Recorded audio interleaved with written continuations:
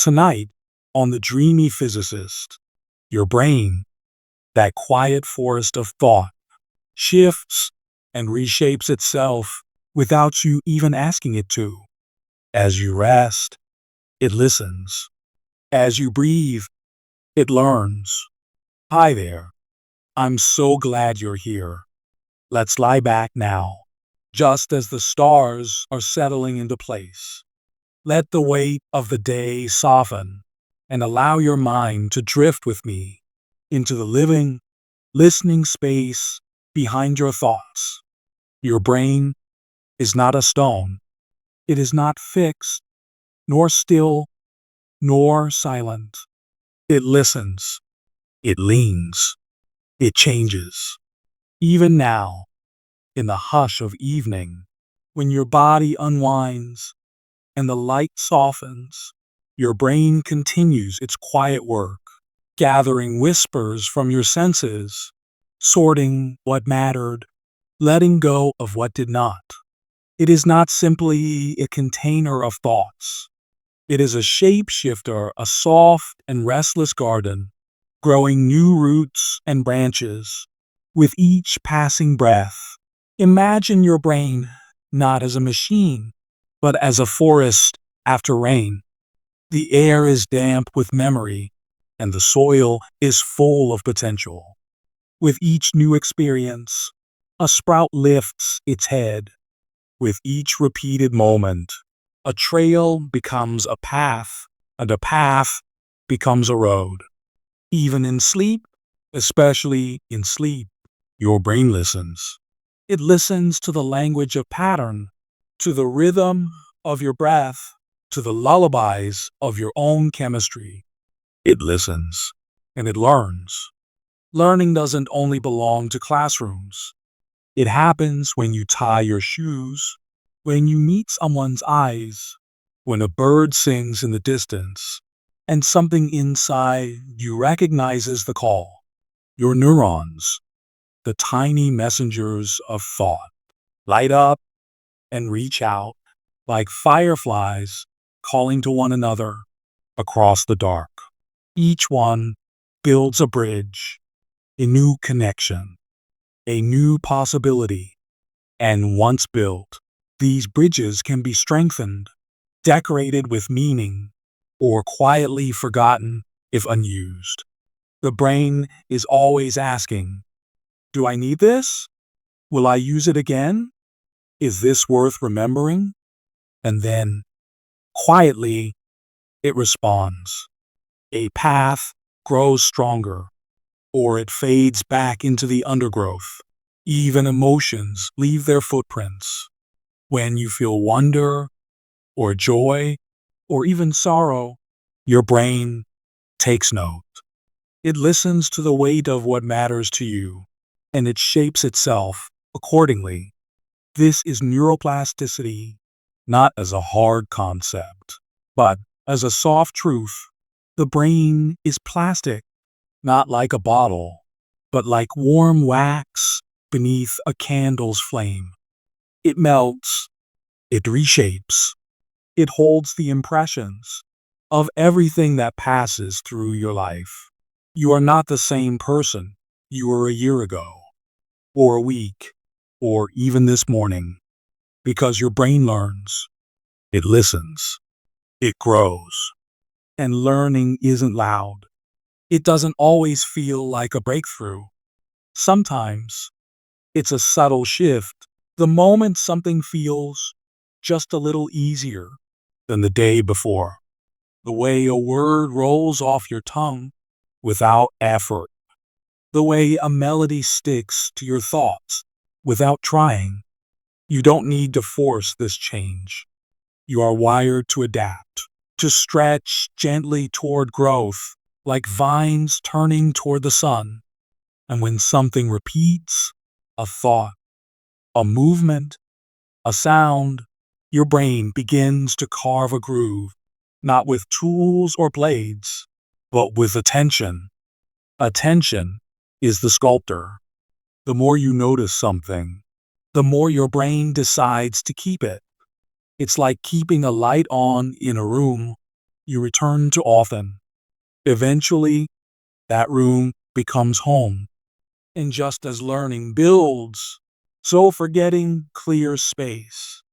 Paths that are no longer walked slowly fade, like footprints in sand after the tide. This isn't loss, it's balance. The brain can't hold everything, so it chooses gently, again and again, what to keep and what to let go. Memories strengthen with use. Each time you recall something, you reinforce it, not like replaying a recording, but more like walking a forest path and making it clearer with every step. The path becomes easier to find, and eventually, it feels like second nature. And then there are moments that seem to change you. A conversation, a heartbreak, a sudden realization. They arrive like storms, rewiring in a flash what usually takes months of repetition. Your brain responds to intensity as well as repetition. That's why pain can teach as much as joy. Why sudden insight feels electric. Because your brain is listening for meaning. It listens harder when something feels important. Still, it is not always perfect. It forgets. It guesses. It fills in blanks. But even its imperfections are signs of creativity, of a system that prefers story over storage. You are not a hard drive. You are not meant to remember everything. You are meant to make meaning. Even now, as you lie here, the sounds around you settle into the walls of your mind. Perhaps a distant car or the hum of the night air. Your brain absorbs it all, not to burden you, but to keep refining its map of the world. It listens and it learns, and it keeps learning for as long as you live. Because plasticity never ends. Children's brains are more flexible, yes, but yours is still adapting, still responding, still reaching. Even after injury, even in illness, your brain can find new routes, new ways, new hopes. And in sleep, all that learning is tucked in. Neurons whisper to one another. Important memories are replayed. Irrelevant ones are softened and let go. You wake up slightly different than you were the night before. So, tonight, as your breath deepens, know that learning doesn't end when the day does. It continues here, in this stillness, as your body rests and your mind rewires in the dark. Because the brain doesn't sleep in the way we think it does. It doesn't shut off. It sifts. It sorts. It sculpts. And all the while, it listens. But what exactly does it listen with? What kind of cells carry the weight of this endless symphony? In the next chapter, we step deeper into the forest to meet the branching lives of your neurons. Your brain is a forest, but not of trees. It is a living, breathing woodland of tiny branching cells that whisper, shimmer, and reach like sunlight weaving through leaves after a long dawn. These are your neurons. You carry billions of them, each one a living filament, a glowing thread in the tapestry of your thoughts. They do not grow alone. They are not silent, and they are never still. They listen. They signal. They connect. And from their connection, your mind emerges. Imagine walking through this inner forest. Soft moss beneath your feet. The hush of old roots below. Each step stirs a flicker, a light, a pulse. a message moving, that spark, that sudden signal zipping along a narrow thread, is an action potential. It's how a neuron speaks, not in words, but in voltage. A delicate wave of electricity travels down the length of the cell, like a ripple sliding across a still lake. It reaches the end of the neuron, a slender tip, almost like a fingertip, touching the unknown, and pauses, because the message can't leap directly into the next cell. There's a space, tiny pause, a cleft between two minds. This is the synapse. And here, in this microscopic hush, chemistry takes over.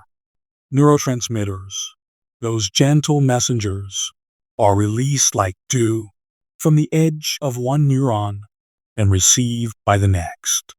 They are the language of mood, of motion, of memory. Dopamine whispers reward. Serotonin hums with peace. Glutamate sparks attention. GABA slows the rhythm of thought, letting calmness in. These messengers cross the divide and decide whether the next neuron will pass the message forward or let it fade into the stillness.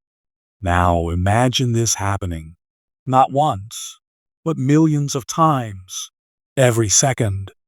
Your neurons fire like stars being born, flashes of meaning across a galaxy of thought, and the paths they take, these intricate, winding trails, are not random. They are shaped by you, by what you see, by what you do, by what you return to again and again. Every time a neuron speaks to another, the connection between them can grow stronger.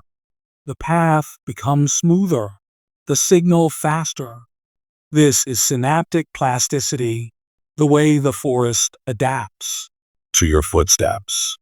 If you walk the same path often enough, the branches part, the underbrush clears, and a wide, golden trail emerges.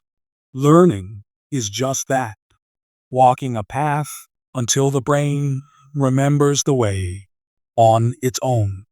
And like a true forest, this system is alive in every corner. Your thoughts, your feelings, your every choice and reaction, they all pass through this neural grove. There is no central throne, no one neuron in charge. Consciousness is the forest itself, a harmony of signals, a web of fireflies, blinking in time. But not all neurons are alike. Some stretch from your spine to the tips of your fingers. Some coil tightly in your gut. Some are shaped like stars, others like trees, each with its own rhythm, its own role. Sensory neurons carry the world in. They bring you color, sound, warmth, pain, and light. They are the gatekeepers of experience. Motor neurons carry your will out. They make your muscles move, your eyelids flutter, your lungs draw breath without you even noticing. And interneurons, the quiet majority, live in the spaces between, thinking, reflecting, balancing, connecting sensation to action, memory to meaning. Together, they form circuits, loops of thought and response that shape everything, from the way you walk to the way you remember your mother's laugh. Neurons don't touch, but they listen to one another with a kind of quiet devotion. Each signal is a question. Are you with me? Do you feel this too? And when enough neurons agree, something sparks, a memory, a reflex, a dream. Neurons are the reason you can dream. They replay the day. They remix what you felt and saw, and sometimes They offer strange, shimmering stories with no clear author. But it's not just the neurons. They do not work alone.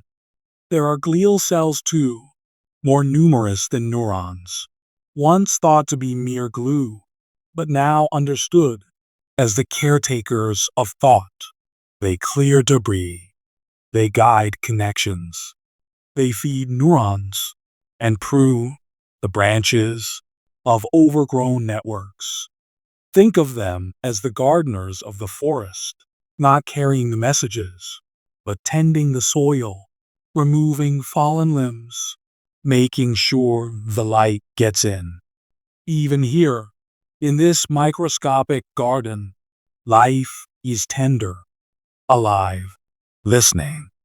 And what you do, the music you play, the words you speak, the love you offer, changes the shape of this forest. When you learn something new, a tiny tendril grows, a new leaf unfurls, a circuit that did not exist is suddenly real. It is not metaphor, it is fact. Learning physically alters the brain. Even a single thought can strengthen a pathway or dim one down. And when you stop using a skill, when you forget a language, neglect a song, let go of a habit, the branches thin, the trail grows faint. But even then, the memory may sleep beneath the surface. Because your brain rarely deletes, it simply tucks things away, waiting to be asked again.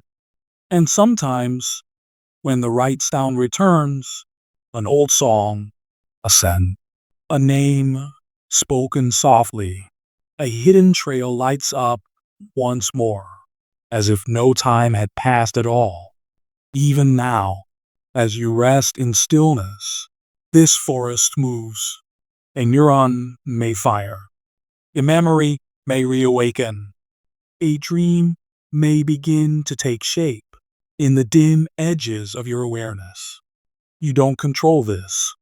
You don't need to, because your brain is always listening, always learning, always growing. And in this moment, it is safe to trust that the forest knows how to care for itself. Let the neurons flicker. Let the glial cells sweep the paths. Let the night be soft and full of quiet signal. Because this isn't the end of the journey, only the beginning. You've seen how neurons speak, but how do they remember? How does the brain hold time itself and turn fleeting moments into lasting meaning? You are surrounded by silence, not the absence of sound, but the silence of waiting, of something about to become. In your brain, millions of signals pause at the edge of a decision. A thought, almost thought, a memory nearly born, an intention still curled in stillness. Neurons reach toward one another, but they do not touch. Each one ends in a thread-like tip, hovering a breath away from its partner. This space, so small it would take 1,000 to span the width of a grain of sand, is the synapse, the whispering place, the invisible bridge, the breath between sparks. And yet, in this tiny pause, your brain becomes itself, not in the firing, but in the crossing, not in the command, but in the conversation. A single neuron, on its own, is a wire with no current. It waits until the signal comes, until the story must be passed on. The electrical signal races down the axon, the long tail of the neuron, like a match struck in darkness. When it reaches the synapse, it stops. Electricity can't jump air. It needs help. So, the neuron changes its language. It gathers its messengers. tiny molecules called neurotransmitters and releases them into the waiting space. They drift, carried by hope and proximity, like snowflakes between mountaintops, or like notes between musicians waiting to play in harmony. Across the gap, the next neuron listens. Receptors on its surface catch the drifting signals, shaped exactly to fit. Each transmitter a key, each receptor a lock. And if the message is strong enough, if enough keys find their homes, the second neuron awakens. It lights up, it fires, and the signal continues.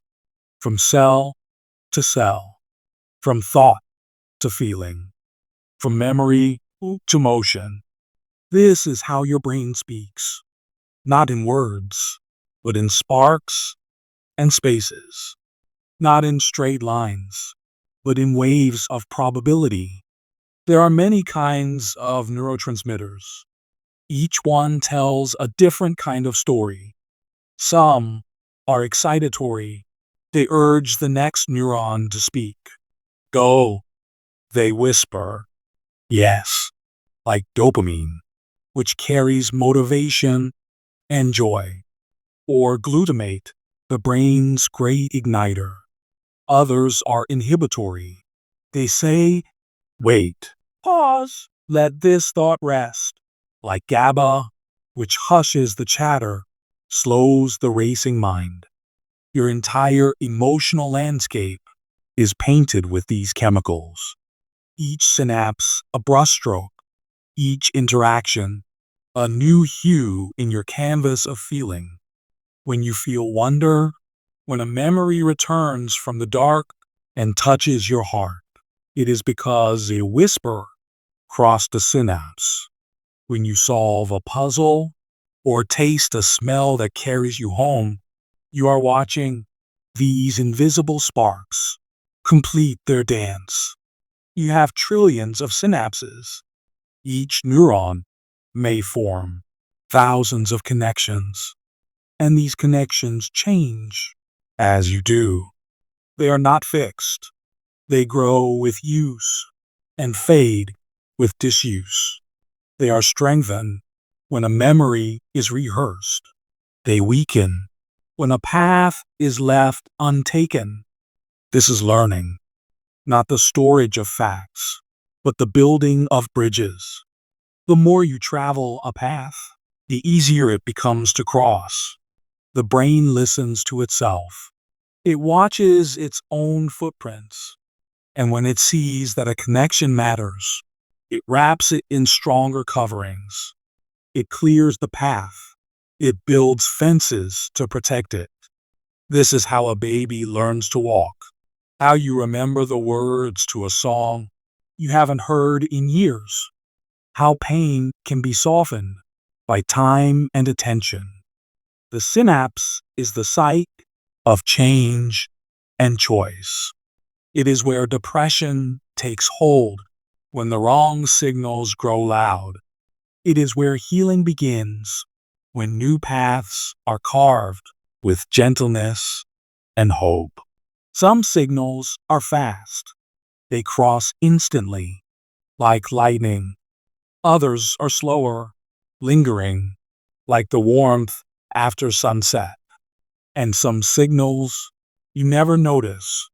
They keep your heart steady, your lungs moving. They carry the rhythm of life below awareness. But all of them, every flicker, every release, every molecule launched into the tiny sea of the synapse, is part of the story of you. Even now, as you rest, your synapses continue, dreaming without words, reinforcing what matters, letting go of what doesn't. The pathways you use today reshape the ones you'll use tomorrow. Your brain is not static. It is sculpted by attention. A single new experience can nudge a neuron into forming a new bond. a new friend, a new thought, a new way of seeing. And so your synapses are like lanterns in the dark, not fixed stars, but flickering possibilities. You shape your map by walking it. You shape your thoughts by which ones you follow. And the choices of today lay the roads of tomorrow. If you feel stuck, if a pattern repeats, know that your brain is not a trap. It is a garden, and synapses are the seeds. You can rewire the light with time, with rest, with attention, with love. Each time you learn, or listen, or even imagine, you change something real inside your head. And the more often a connection is used, the more it is remembered, the more likely it will speak again. You are a symphony of these sparks. No single note defines you. It is the pattern, the rhythm, the gentle return that forms who you are. And the spaces between, the pauses, the silences, are not empty. They are sacred. They are where choice lives, where curiosity begins, where quiet becomes understanding. And now, as the sparks continue their rhythm and your thoughts slow into stillness, you begin to wonder if a single connection can shape a memory, then what happens when thousands change at once? What happens when your brain rebuilds its forest from the roots up? There are no straight lines in your mind, only winding paths, braided like vines through the forest of your brain, curving through memory, twisting through sensation, and reshape each day by the lives you live. Every experience leaves its trace, not just in feeling, but in form. Thought, a sound, a glance from someone you love. They do not vanish after passing through you. They settle, they carve, they change the shape of you. This is not metaphor. It is structure. Your brain, in all its folds and tunnels, is soft clay in the hands of experience. From the moment you are born, your mind begins adapting. Each cry answered, each song hummed, each moment of stillness or surprise, all of it becomes part of the neural weave. Experience builds architecture. It strengthens the bridges you use, lets the quiet ones fall away, and creates new paths when life asks for them. The brain doesn't wait for permission. It listens, always. It watches the rhythm of your days and says quietly to itself, "This matters. Let's build here. This doesn't. Let's prune it away." This process has a name: neuroplasticity, the ability of your brain to change itself in response to experience. Plastic, not like a bottle, but like warm wax under sunlight, capable of reshaping with gentle pressure. And over time, that pressure becomes the pattern of how you see the world. When you practice a skill, you are not just remembering, you are rewriting, reinforcing one neural path again and again until it is no longer a decision, but a reflex. This is how a dancer remembers steps without thinking, how a driver no longer considers each hand movement. It is not magic. It is muscle woven into memory. And memory itself is not a filing cabinet. It is a reassembly, an act of rebuilding. Each time you recall, each time you remember, you touch the trace, and each touch slightly changes it. You never step into the same memory twice. Because the act of remembering is also the act of altering. Like tracing a symbol in sand, the more you revisit it, the more the shape evolves. Your experiences with joy make joy easier to access. Your experiences with fear can do the same for fear. The mind learns what to expect and prepares to receive it. But here is the comfort. No pathway is permanent. Even the deep grooves that feel like fate are only patterns, and patterns can be unlearned. When you offer the brain new experience, a new habit, a new thought, a new kind of kindness, it pays attention. It begins again. This is why therapy can heal, why time and care can rewrite pain. It is why people change, not because they forget, but because they are rewritten in the remembering. A child raised in safety develops different connections than one raised in chaos. But both are plastic, both are responsive, both can be shaped again.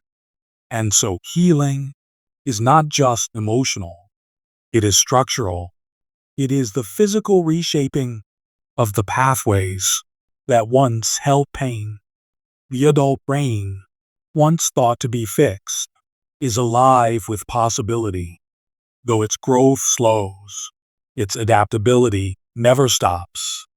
If you learn a new language at 50, your brain makes room. If you move to a new city, or fall in love, or learn to forgive, your mind reshapes to fit this new story. Even your attention is a sculptor. What you notice, you nourish. What you ignore, you slowly unweave. If you attend to beauty, to wonder, to gentle thoughts, you are not just feeling differently, you are building differently. It works in reverse too. If you dwell in shame, in fear, in rage, those paths deepen. The neurons that fire together wire together, and the mind learns to return to what is most rehearsed. But rehearsal is a choice, one you can make even in silence, even at night, as you lie here now, letting thoughts come and go. You are not locked inside the person you were. You are always in the process of becoming. Even memories you thought were settled can be touched with new light. Neuroscientists have seen it. Trauma reprocess changes the circuitry that once brought only pain. Grief revisited with kindness leaves a gentler print, and joy, shared again, etched deeper. There are moments when the brain becomes especially soft, especially open to change. Moments of high emotion, moments of novelty, moments of silence. Sleep is one, meditation is another, and storytelling, when it quiets the defenses and opens the heart, becomes a window into the rewiring of thought. As you listen now, you are shaping the way your brain will speak to itself tomorrow. This is not just poetry, it is neuroscience. The retelling of an experience doesn't just reflect the self, it reforms it. And so, even in remembering pain, you are never powerless. You are holding the pen that rewrites its weight. Your brain is not a book, but a journal, a living draft, a manuscript you edit with every breath. And now, you may wonder if experience can rewrite your brain. Then who is the author of the changes? Are you the writer? Or are you being written by the very pages you turn? Repetition is not mindless. It is the shaping of mind. Each time you do something, move a finger, think a thought, recall a sound, you leave a trace in your brain's garden, a path through the trees, faint at first, but clearer with each step. This is practice. This is the quiet miracle of becoming. Not all learning is sudden. Much of it is slow and hidden. It hums beneath the surface like a river under ice. You do not always notice the change as it happens. But one day, you find the movement easier, the note sweeter, the word more fluent, and you wonder, was it always this way? It wasn't. You made it so. Your brain learns by doing, by rehearsing, by trial and error. And each rehearsal lays down myelin, a sheath around your neurons that strengthens the signal and makes the message flow faster, smoother, clearer, like paving a dirt trail into a road. Myelin is practice made physical. It is the echo of repetition wrapped in insulation. The more a pathway is used, the more the brain protects it, honors it, commits to it. That is why the things you do often begin to feel effortless. They aren't magic, they are built. This is true for movement, the flick of a wrist, the arc of a jump. And it is true for thought, the habits of worry, or kindness, or curiosity. Even your emotions are practiced. You train your reactions without knowing. You strengthen patterns by walking them again and again. So ask gently, what paths am I deepening? What grooves am I carving? By how I live, by what I repeat? There is no judgment here, only awareness, only the quiet truth that you become what you rehearse. If you practice forgiveness, you build the circuitry to forgive again. If you practice rage, you make it easier for anger to arise. Every repetition is an invitation for your brain to say, yes, let's make this easier next time. Even small acts have weight. Brushing your teeth with the other hand, learning a poem, pausing before speaking, smiling at a stranger. These tiny practices send signals, and those signals shape structure.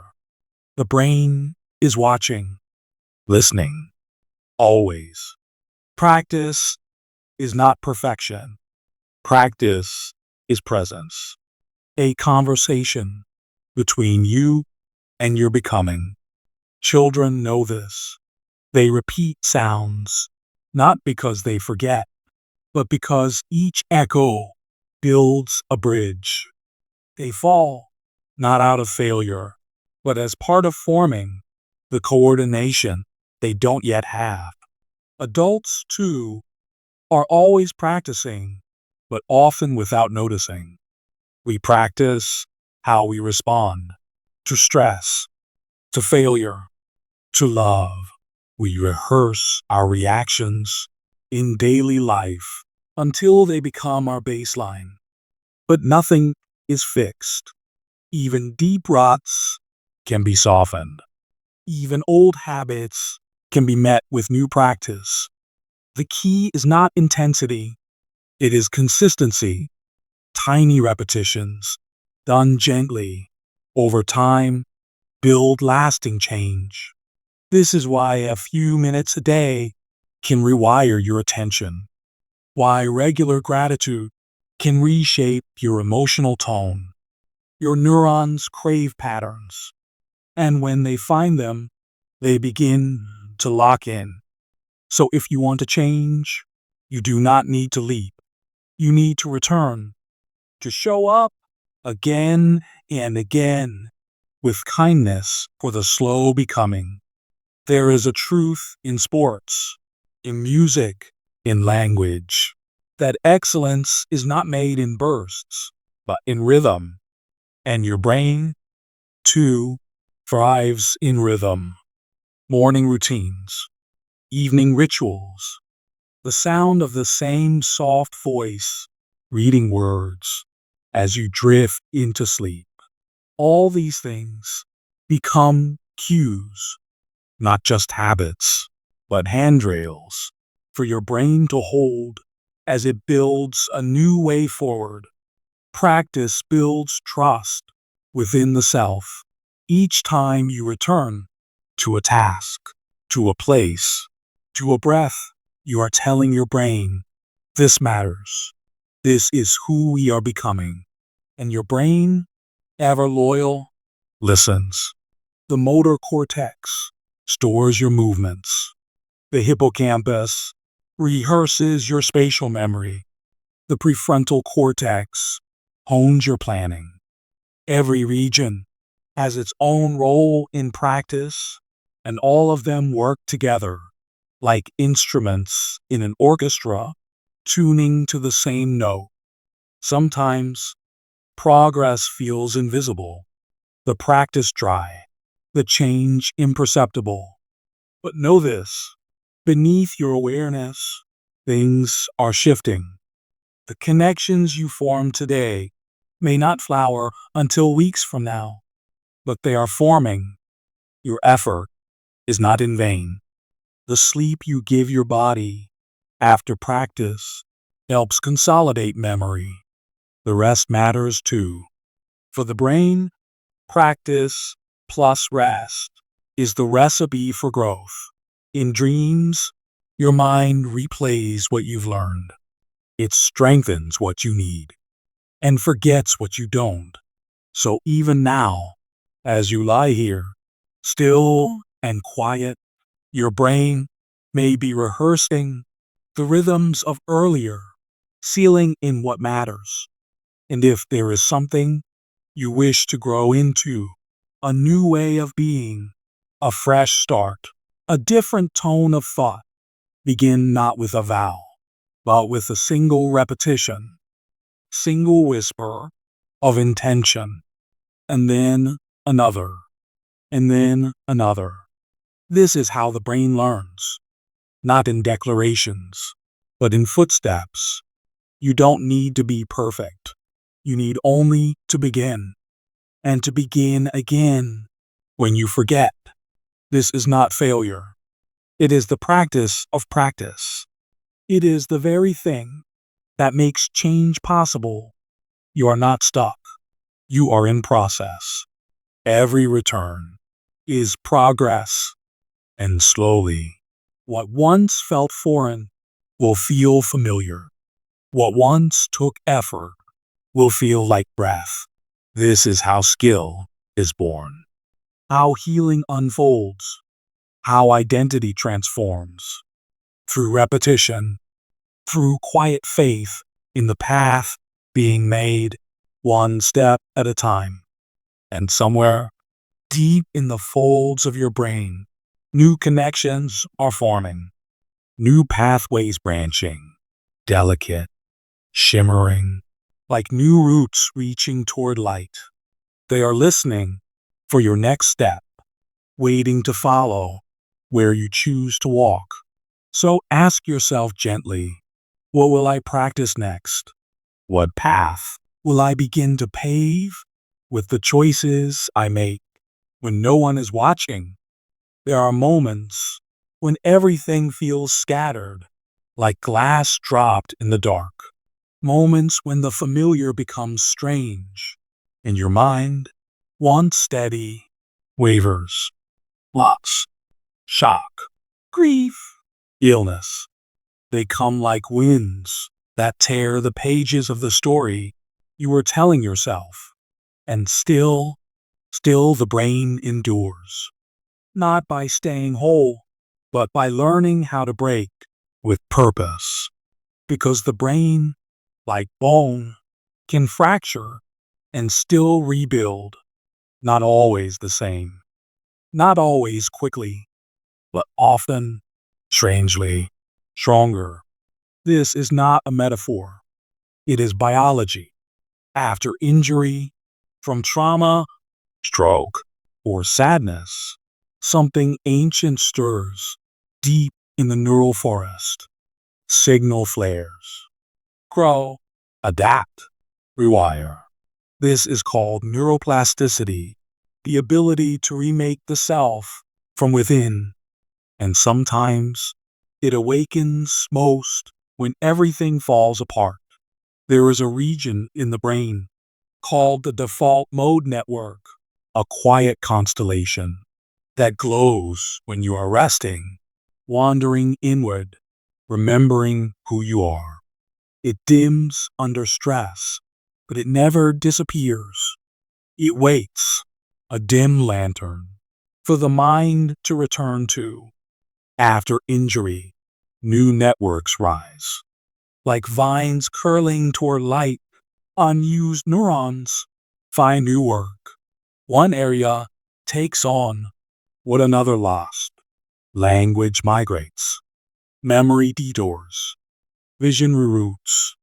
Like a city reconfiguring after a storm. It is not seamless. It is not easy. But it is real. And it means this: you are never only what you were. You are also what you can become after the fall. Scientists once believed that brain cells, once gone, were gone forever. But now we know the adult brain can sprout new neurons, especially in the hippocampus, the region of memory and learning and spatial sense. New cells born in the aftermath of difficulty, as if struggle cracks the shell so something new can grow. This isn't just about trauma, it's about change.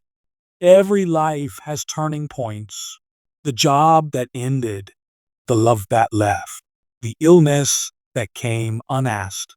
And though they hurt, sometimes they open a door in the mind to growth that comfort never could. The brain rewires when forced to rethink, and in that, there is a strange hope. Even depression, that heavy fog, can activate adaptation. In some, it rewires how the brain connects. In others, it deepens empathy or insight or the urge to create. None of this glorifies pain. It honors the truth. The mind is both delicate and resilient. It breaks, and then it builds again, sometimes differently, sometimes beautifully. We see this in stroke survivors who relearn to speak, to walk, to write. Each step a negotiation between past and present. We see it in those with memory loss, how new habits replace recall, how structure becomes support, how even forgetting makes room for presence. We see it in children born with missing parts of the brain who grow up to speak, to think, to dream, because the brain finds ways to do more with less. Not by magic, by persistence. You do not need a catastrophe to change. But when life breaks something open, the mind often listens more closely. What matters now? What can I let go of? What can I rebuild?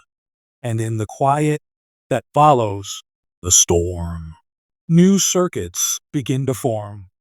Sometimes the healing is physical, sometimes emotional. Often, it is both. When you speak to someone who listens with kindness, your brain shifts. When you practice mindfulness, your amygdala, the fear center, calms. When you name your feeling, anger, shame, grief, your prefrontal cortex gains control, and the feeling softens. Naming is power. Attention is medicine. Time plus compassion plus repetition. This is the formula for healing. Even your thoughts leave traces. Even your imagination can rewire pain. In studies of phantom limb pain, patients missing a hand found relief by imagining movement in a mirror box. The brain believed what it saw, and the pain receded. Because pain lives in the brain, not just the body. And so does relief.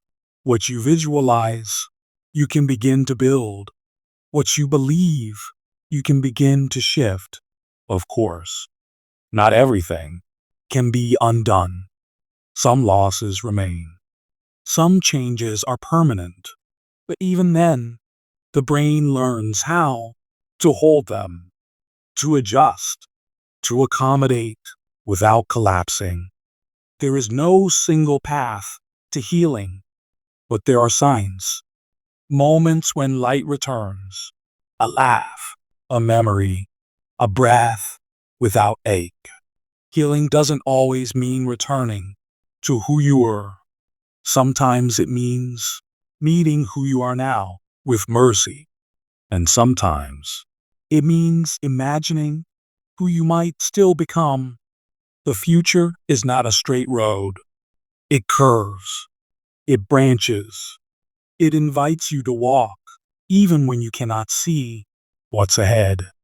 And your brain, that soft, electrified forest, is always listening for your next step. It will grow around your wounds. It will reshape around your story. This is not just biology. It is grace. The grace of inner architecture, alive and responsive to your life. So if you feel broken, remember, breaking is not the end. It is part of the shape of healing. It is the mind's way of opening a space for something new to emerge. A new thought, a new strength, a new softness, and perhaps even a new story. The question is not, can I return to what I was? It is, what can I build from where I am now? What hidden capacities might awaken when the old paths fade? You walk into a room, and without a word, you feel the tension. Another person's grief, though unspoken, settles quietly into your chest. A yawn across the table pulls a yawn from your own mouth. A smile from a stranger warms something in you before you know why. You do not think these feelings. You absorb them. This is not magic. It is biology. And at the heart of it all is a quiet network of mirror neurons, the brain's secret bridge between your inner world and someone else's. They are small, silent, and unseen. But when you witness another in motion, in pain, in joy, they light up in your mind, as if you were feeling it yourself. When someone lifts a cup, your brain rehearses the gesture. When someone stumbles, you feel the tremble in your knees.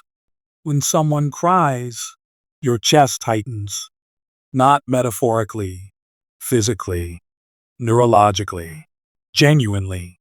Your brain doesn't wait for permission. It mirrors. Discovered first in monkeys, mirror neurons live deep in your motor cortex and regions tied to intention. They fire both when you act and when you witness.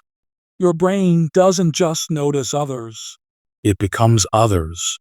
Briefly, it creates a soft echo of another person's experience within your own circuitry. You don't just understand, you simulate. This is the foundation of empathy, not a thought, but a neural rehearsal. You are wired to feel what others feel, and that changes everything. A parent sees a child's eyes widen and instinctively bends down, not because they chose to, but because the child's fear sparked a mirror in their mind. Friend winces, and you wince too. Even on screen, when you see someone fall, or kiss, or shout, you feel something. Your body participates. This is why stories move you, why music stirs you, why theater and cinema pull your heart open. Because your mirror neurons invite you to inhabit someone else's mind. Even animals seem to know this resonance. Birds alert each other. Elephants grieve. Dogs tilt their heads at human sorrow. There is a rhythm that flows between creatures who live together, and humans, with our vast social lives, have grown to depend on this neural empathy. From birth, you watch faces and learn joy from a mother's smile or stillness from a father's calm. Before you speak, you feel. Before you understand, you resonate. These mirror systems also help you learn to dance, to speak, to gesture, to belong. Imitation is not just child's play. It is how we pass down culture, language, and love. But it is not just about joy. When someone suffers, your brain echoes the hurt. You see a wound, and your pain centers glow. It is not the same as living the pain, but it is enough to feel a shadow of the other's world. This is compassion's spark, yet it is also a burden. When the suffering is great, your brain may recoil. The same mirror that creates empathy can overload you.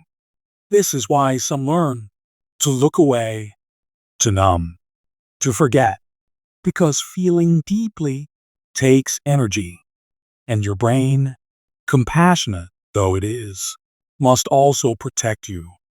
Balance is required to feel enough, to connect, but not so much that you drown. Practices like meditation, gentle breathing, or time in silence help you recenter when the mirrors flood. They remind your brain that while the other's pain is real, it is not yours to carry alone. In the right balance, mirror neurons do more than reflect feeling. They guide healing. When a therapist listens closely, their own mirror systems tune gently to the client's state. This neural resonance builds trust, and trust rewires the brain. When a child is soothed in fear, their brain learns to calm itself in future storms. This is co-regulation, where one nervous system stabilizes another. You felt it before, in a hug, a held hand, a quiet presence. The body remembers who helped it settle. In time, those patterns deepen. Your sense of self is partly shaped by the minds around you. We are, in a very real way, extensions of one another. Your pain has echoes. So does your kindness. And your brain is a living record of the emotional worlds you've shared. Some researchers believe disruptions in mirror neuron systems may play a role in autism spectrum conditions, not in reducing empathy, but in altering how social cues are processed. It's a reminder that empathy wears many forms. Some people feel deeply, but show it quietly. Some need more space before they reflect. No one path fits all minds. Still, the deeper truth holds. Connection is not a luxury, it is biology. When you say, I feel seen, your neurons mean it. When you say, I just knew what she felt, your brain was speaking in sparks. These moments matter because every time you reflect someone truly, you shape a world that is a little softer, a little safer. You teach the brain, yours and theirs, that closeness is possible, that care is real, that healing can come from being known. And isn't that what we all seek? To be understood without explanation, to be mirrored without judgment, to be held in another's nervous system just long enough to remember we're not alone. The next time you feel the tug of someone's joy or pain within your chest, thus, you are witnessing one of the brain's most quiet miracles. The system meant not just to think, but to feel with, not just to analyze, but to reflect, not just to understand, but to belong. What you mirror, you help shape. What you feel, you help carry. And what you connect with, you help heal. The question now becomes, if your mind is shaped by those around you, and theirs by you in turn, then who do we become when we mirror one another with intention? What happens when compassion is repeated so often it becomes a pathway?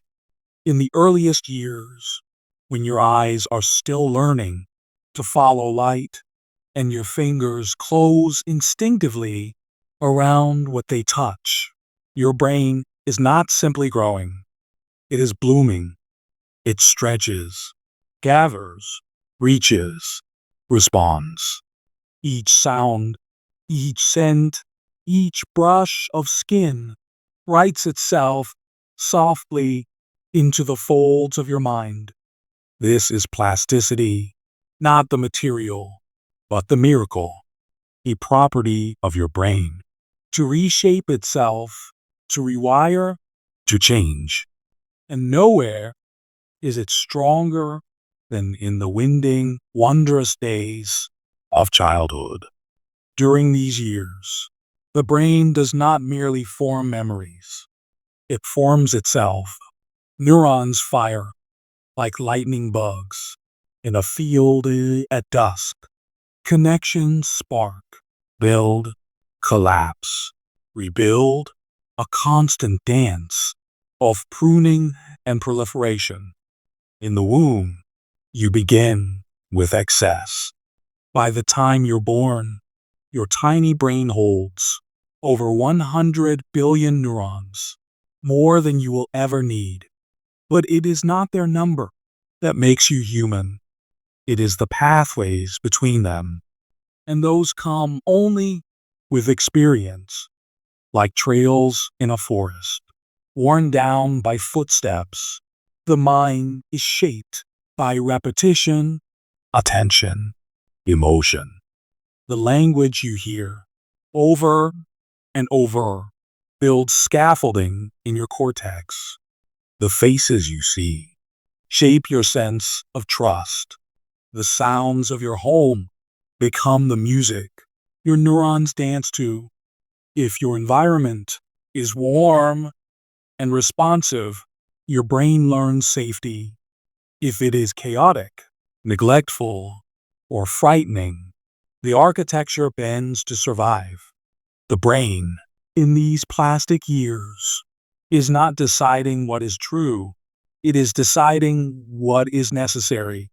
It listens not to logic, but to need, and so it builds accordingly. This is why The first years matter so deeply, not because the child must be perfect, but because the brain is listening, and what it hears, it becomes. Touch, especially, is a sculptor. A baby held often develops stronger emotional regulation.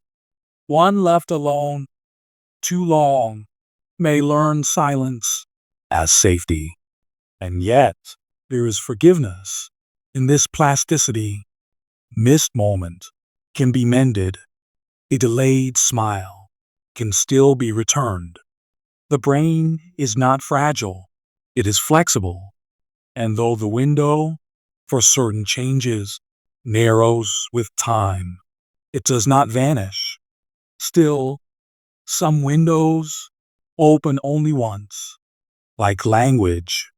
In early childhood, your brain is exquisitely tuned to sounds.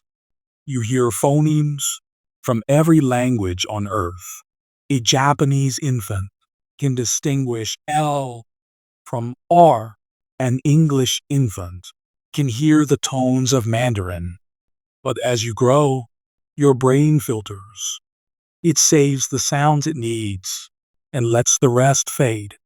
This is efficiency, but it is also loss. By age 1, you begin to specialize. By age 7, your accent is already shaped. And yet, if you learn early, you may speak like a native. The same applies to vision.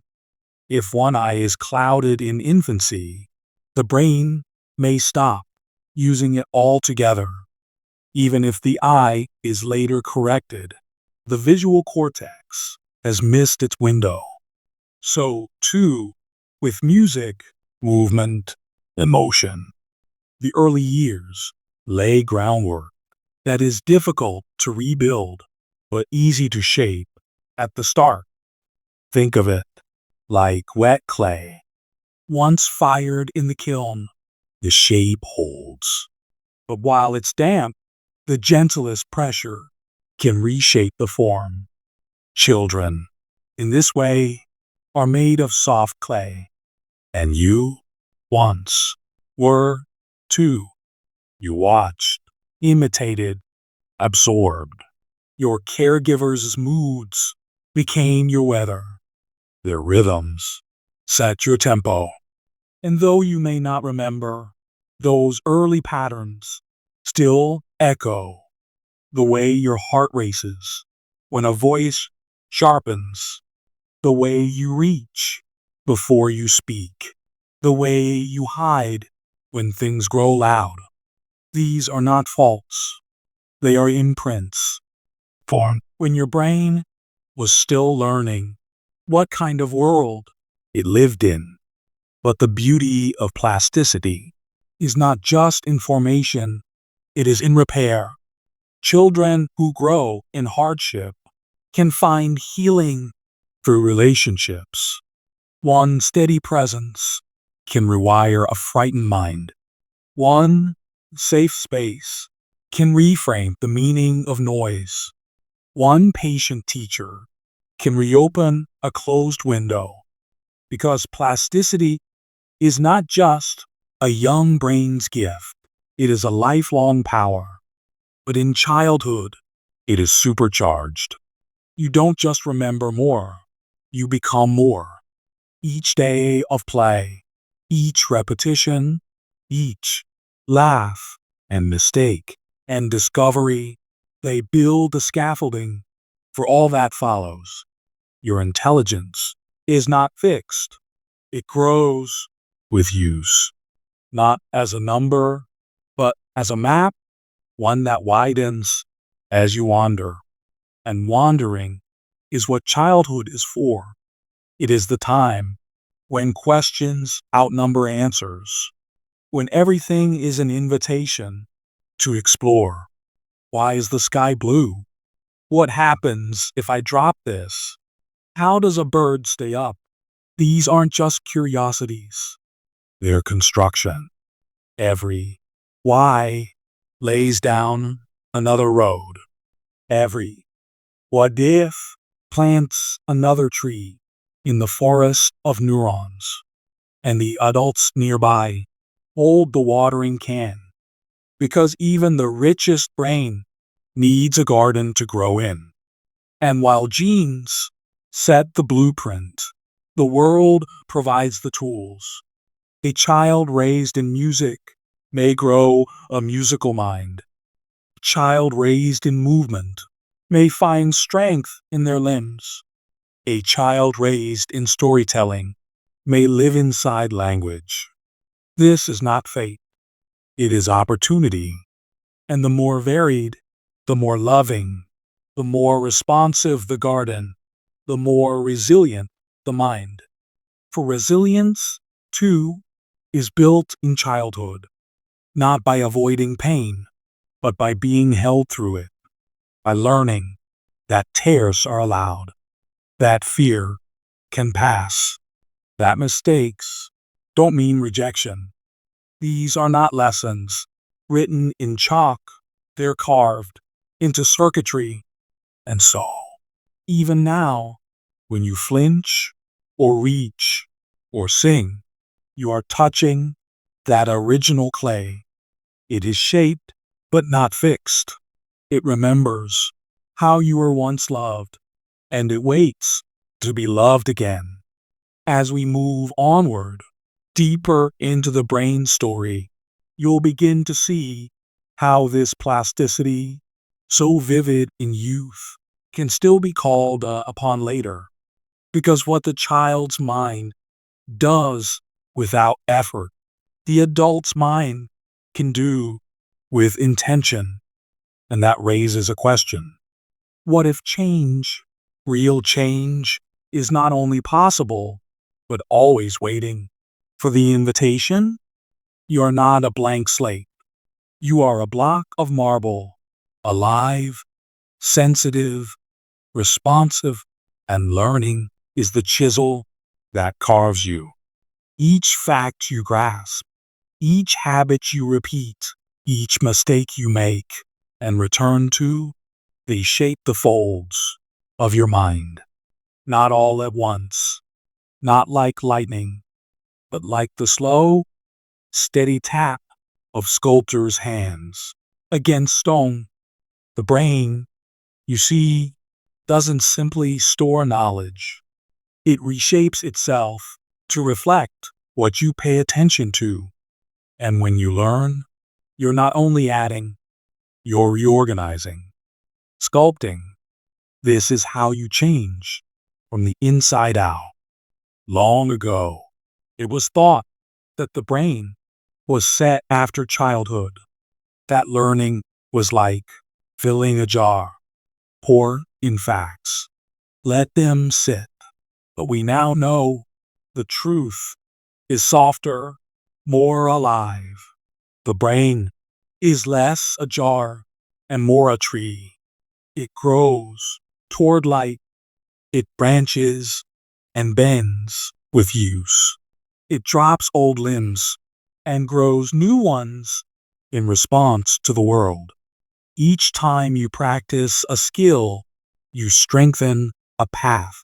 Each time you return to a memory or idea, you reinforce it, like smoothing clay with every pass of the hand, or like running fingers over strings until they hum without effort. Think of the pianist repeating scales for hours, the potter shaping and reshaping the same curve, the child reciting the alphabet until it lives on their tongue. What looks like repetition is transformation. The more you return, the deeper the groove, the faster the signal, the stronger the connection. Neurons that fire together, wire together. It's a law as reliable as gravity. And this is how learning sculpts. At first, you may struggle. The new thing feels foreign, hard to hold. You drop it, fumble, forget. But each return shapes you. Tiny changes in structure and rhythm begin to take root. You might not see them, but your brain is already becoming different, not just more knowledgeable, but more able. Inside your brain, learning involves a kind of weaving. New experiences trigger certain neurons. Those neurons reach out like vines to find partners. They grow branches, axons, dendrites, and when the connection is used often, it thickens, it strengthens, it gets wrapped in myelin, a fatty sheath that speeds up the signal like insulation around a wire. So each time you return to the task, it flows more easily. Practice doesn't just make perfect, it makes permanent. This is why learning can feel slow at first and sudden later. The brain builds quietly, then a leap, a moment of clarity. A skill that once felt awkward now flows, like the hand that once trembled, now drawing with confidence, like the voice that once cracked, now singing on key. That moment is not magic, it is the culmination of sculpting. But sculpting isn't always about adding. Sometimes you learn by taking away, by unlearning what no longer fits, by letting go of habits that once protected you but now hold you back. This, too, is learning. The chisel, not just building, but releasing. In childhood, you learned many things without knowing it. How to hide emotion, how to brace for criticism, how to please. Some of these habits became automatic. And now, as an adult, learning may mean going backward through that forest, pruning, softening, rewriting. It is never too late because plasticity, though slower with age, never ends. It waits for your permission. Let's look at mistakes. They are not failures. They are guides. Every error lights up a signal in the brain, a whisper. Something didn't match. And if you pay attention, that mismatch can become a better map. In fact, studies show that the brain learns more when it makes mistakes and then corrects them than when it gets everything right. That's because surprise is a powerful sculptor. When something unexpected happens, the brain sits up, listens, adjusts. So don't fear confusion. Don't rush to avoid it. It is a soft hammer, gently revealing what your mind still wants to know. There's also emotion. Emotion etches learning deeply. The things you learn when you're scared or joyful or moved, they last. Because emotion tags experience as meaningful. It tells the brain, this matters. Remember this. That's why you may forget a name, but remember how a teacher made you feel. That's why a song can carry you back in time. Learning, when tied to feeling, becomes art, not just information, but imprint. And there's another sculptor, often overlooked, reflection. When you pause to think about what you've learned, your brain reorganizes. It ties things together, finds patterns, strengthens themes. Reflection is not a waste of time. It's the kiln that sets the shape. So when you sit quietly and replay the day, or journal your thoughts, or simply wonder, you are learning, sculpting, softly. Your brain, at any age, is waiting to be shaped, and it listens to what you return to. If you return to fear, those paths strengthen. If you return to curiosity, those grow instead. This is why what you practice matters. Not just the skill, but the attitude, the lens you wear while learning can sculpt everything. Are you learning to prove? To please? To defend? Or are you learning to explore? One tightens the mind, the other expands it. So now, consider this. Every time you reach for something new, a language, a habit, a way of being, you're not starting from scratch. You are continuing the long, patient sculpting you began as a child. The clay is drier now, perhaps, but it still responds. Each small act of practice presses gently against the form. Each honest mistake teaches. Each joyful discovery deepens.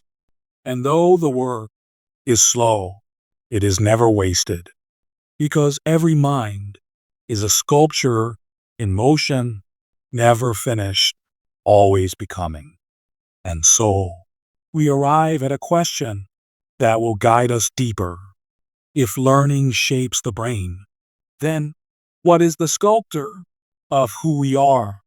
What inner artist chooses what we pay attention to, what we return to, what we believe is worth becoming? And could it be that emotion, soft, invisible, yet strong, is the hand behind the chisel? There is a rhythm beneath your days, a quiet song your brain hums without asking. It plays when you brush your teeth, when you tie your shoes, when you reach for your phone without thinking why. This is the language of habit, the choreography of thought, rehearsed into silence. It feels automatic, but it is not mindless. It is memory, compressed into motion, a loop tucked deep within you. Long before you are aware, your brain begins sculpting habits. It does this not to trap you, but to save energy. Every decision costs attention. Every choice is effort. But once something is learned, once it's repeated, refined, and no longer dangerous, the brain moves it into the background. It frees your conscious mind by building backstage machinery. This machinery lives in the basal ganglia, a set of deep structures near the core of your brain. The basal ganglia are like the backstage crew in a quiet theater. They manage lights, curtains, scene changes, while the star on stage believes she is acting alone. Habits form in loops, and each loop has three parts. First, the cue, a signal, a trigger. It could be a time of day, a place, an emotion, a sound. Then, the routine, the behavior, the action you perform in response. Finally, the reward, a feeling, a release, a closure that tells your brain, yes, that worked. Cue, routine, reward. Like the circle a dog runs when it sees the leash. Like the hand reaching for the coffee at 8 a.m. Not because it's conscious, but because the loop is alive. You are full of such loops. Some nourish you. Stretching in the morning, calling a friend when lonely, returning to books that open your eyes. Others constrict, opening an app before you've even woken fully, snapping at someone when you're tired, reaching for sugar when what you really crave is calm. But none of these are fixed. None of them are fake. They are loops, and loops can be rewired. To change a habit, you don't need to destroy it. You need to understand its rhythm. What is the cue? What is the craving?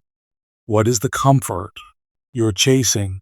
Underneath, maybe the cookie is not about sweetness, but a pause, a break in the day. Maybe the scrolling is not about boredom, but loneliness. When you find the root, you can tend the soil.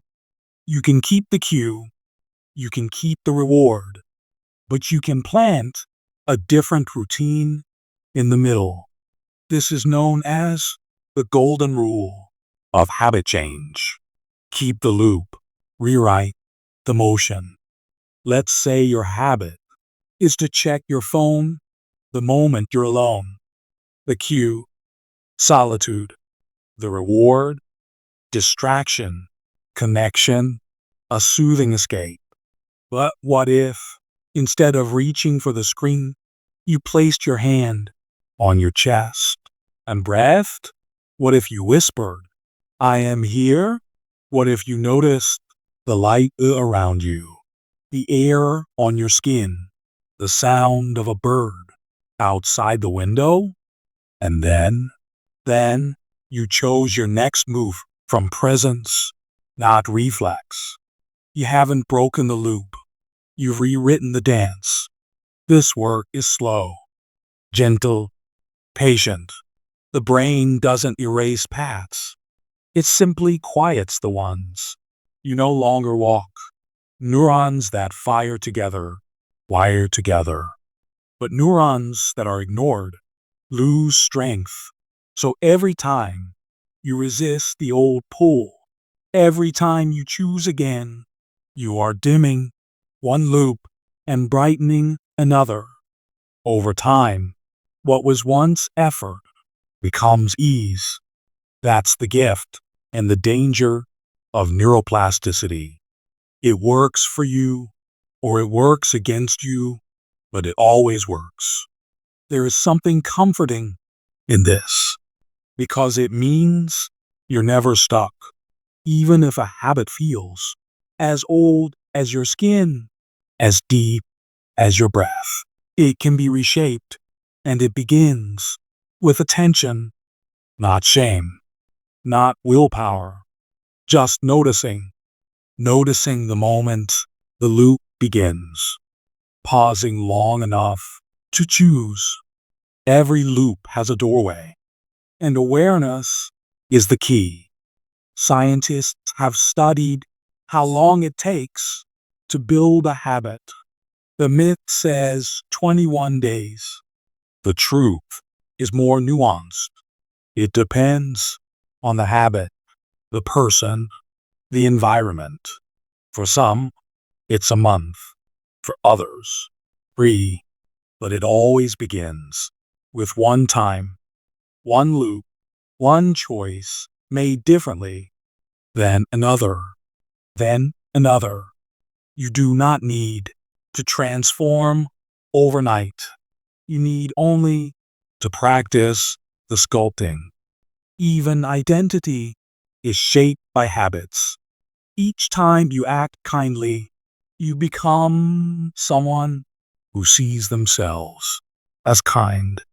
Each time you show up for your art, your body, your mind, you reinforce the story that you are someone who shows up. This is the quiet way. Change happens, not by grand declarations, but by loops that whisper into your cells. I am someone who learns. I am someone who listens. I am someone who begins again. And here's something beautiful. Habits can be shared, not just in imitation, but in influence. When you live near someone who wakes with intention, who eats with care, who speaks with calm. You begin to absorb their rhythms. Your mirror neurons fire in sympathy. The loops of one life can echo into another. This is why communities matter. Why love is a kind of loop too. The cue, presence, the routine, care, the reward, belonging. So tonight, if there's a habit you wish to shift, start not with discipline, but with curiosity. Trace its shape, name its rhythm, thank it for what it gave you.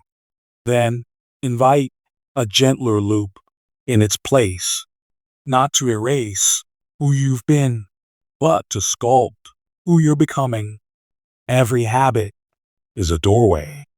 Every choice is a chisel, and the brain never stops listening. Tomorrow, we'll step deeper into the power of repetition itself. We'll explore why practice is not just repetition, but resonance, how each return etches knowledge into the very rhythm of who you are.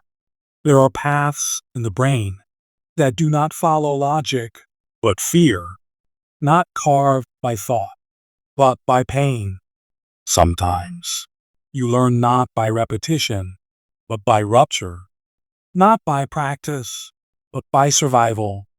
This is trauma kind of learning that leaves a scar instead of a skill. Imagine the brain as a forest of winding trails. Some trails are worn smooth by gentle feet, memories of safety, moments of joy. Others are cut sharp and sudden by storms, a shout, silence, an impact. These sudden paths aren't marked by intention. They're burned in by intensity. The brain learns quickly when it must. It has to. But quick learning isn't always clean. Sometimes it knots.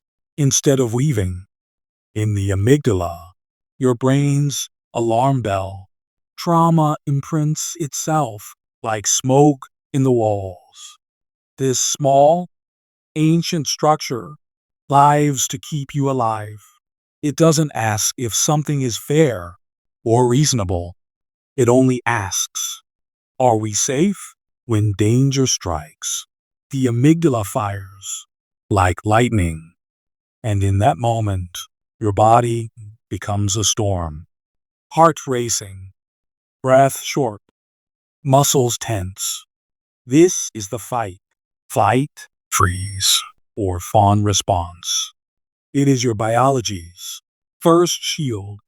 The problem is, once the danger passes, the alarm doesn't always fade.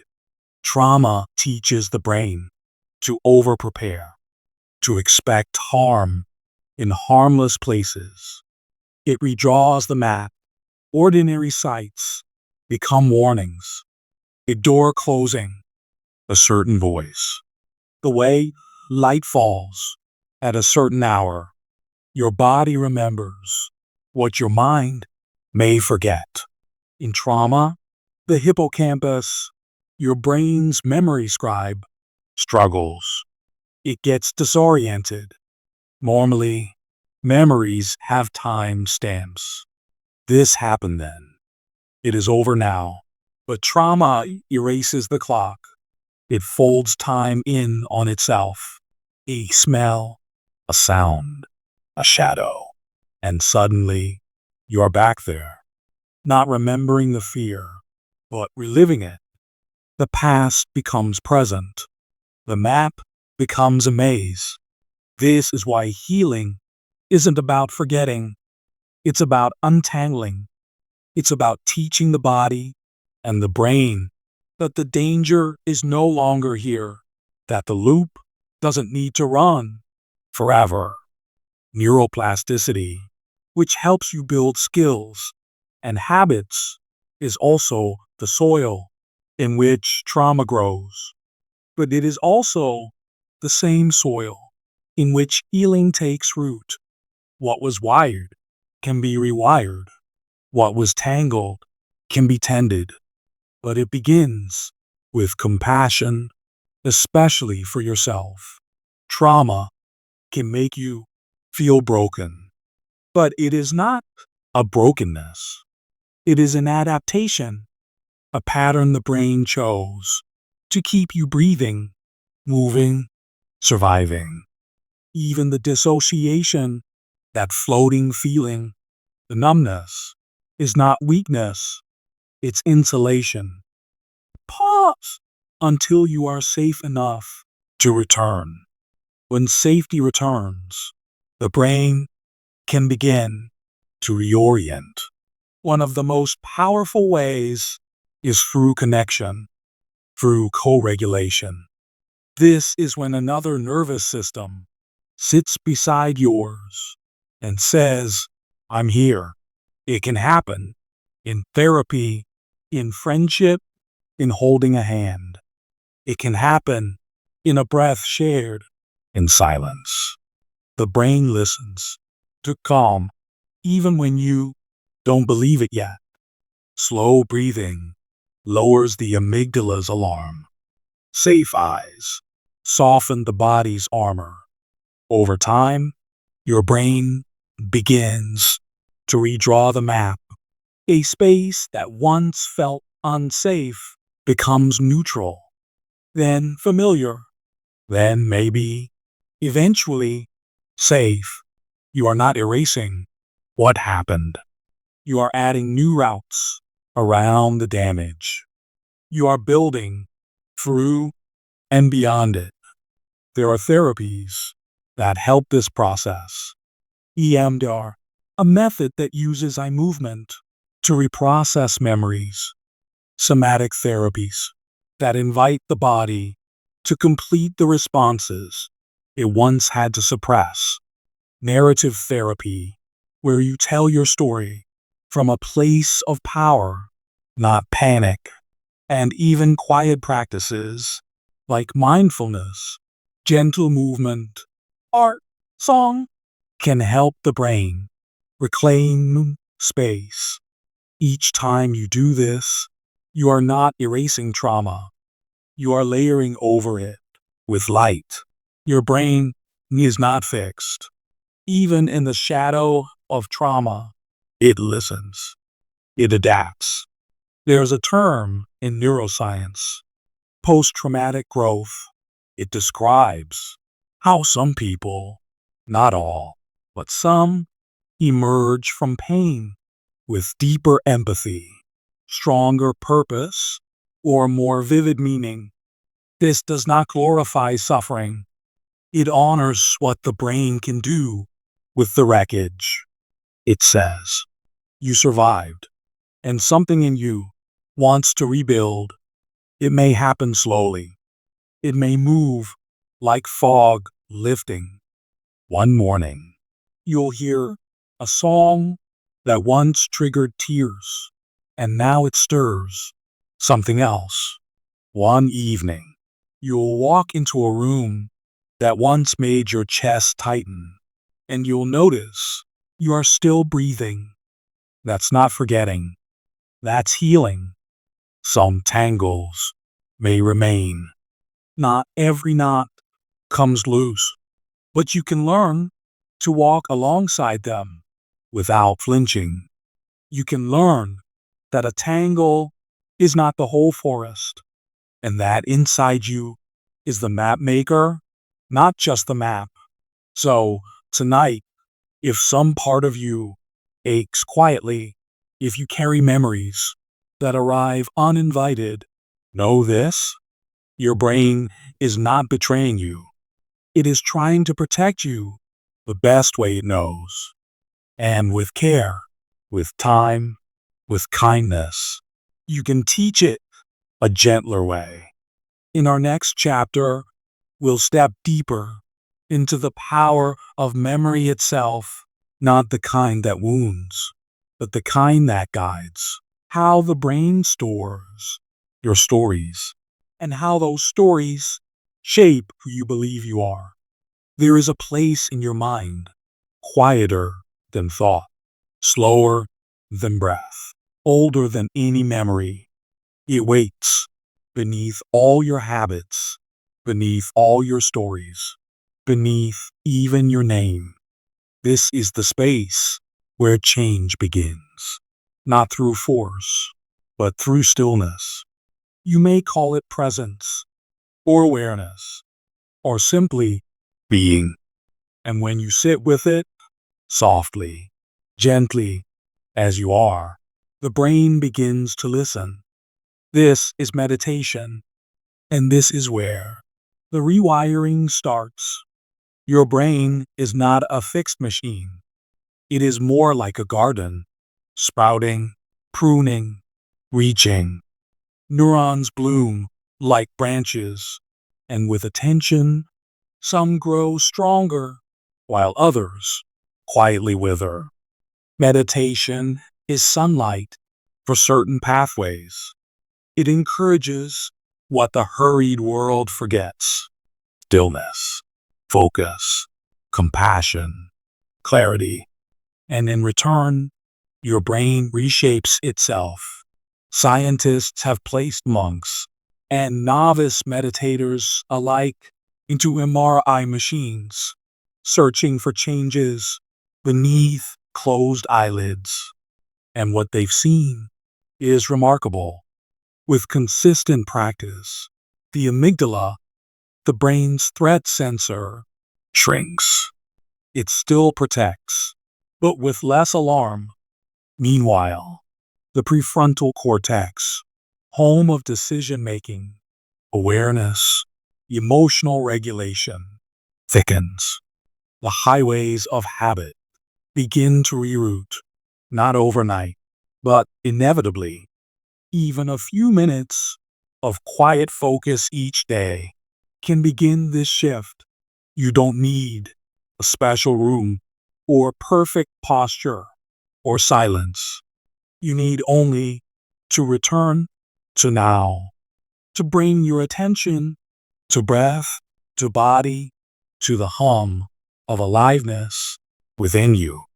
And when the mind wanders, as it always will, you bring it back again and again. Each return is a rewiring. There's a term in neuroscience: self-directed neuroplasticity.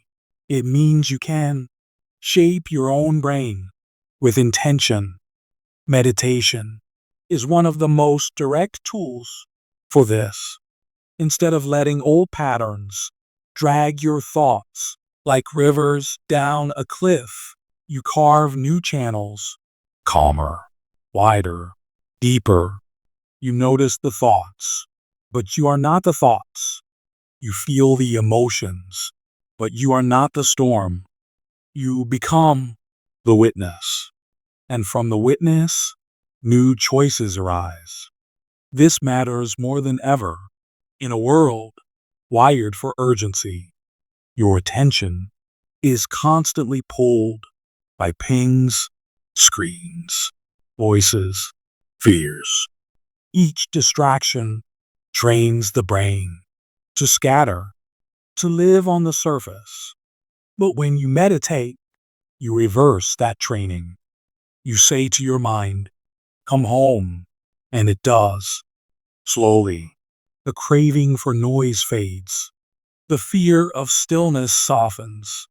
And in that space, a different kind of intelligence wakes.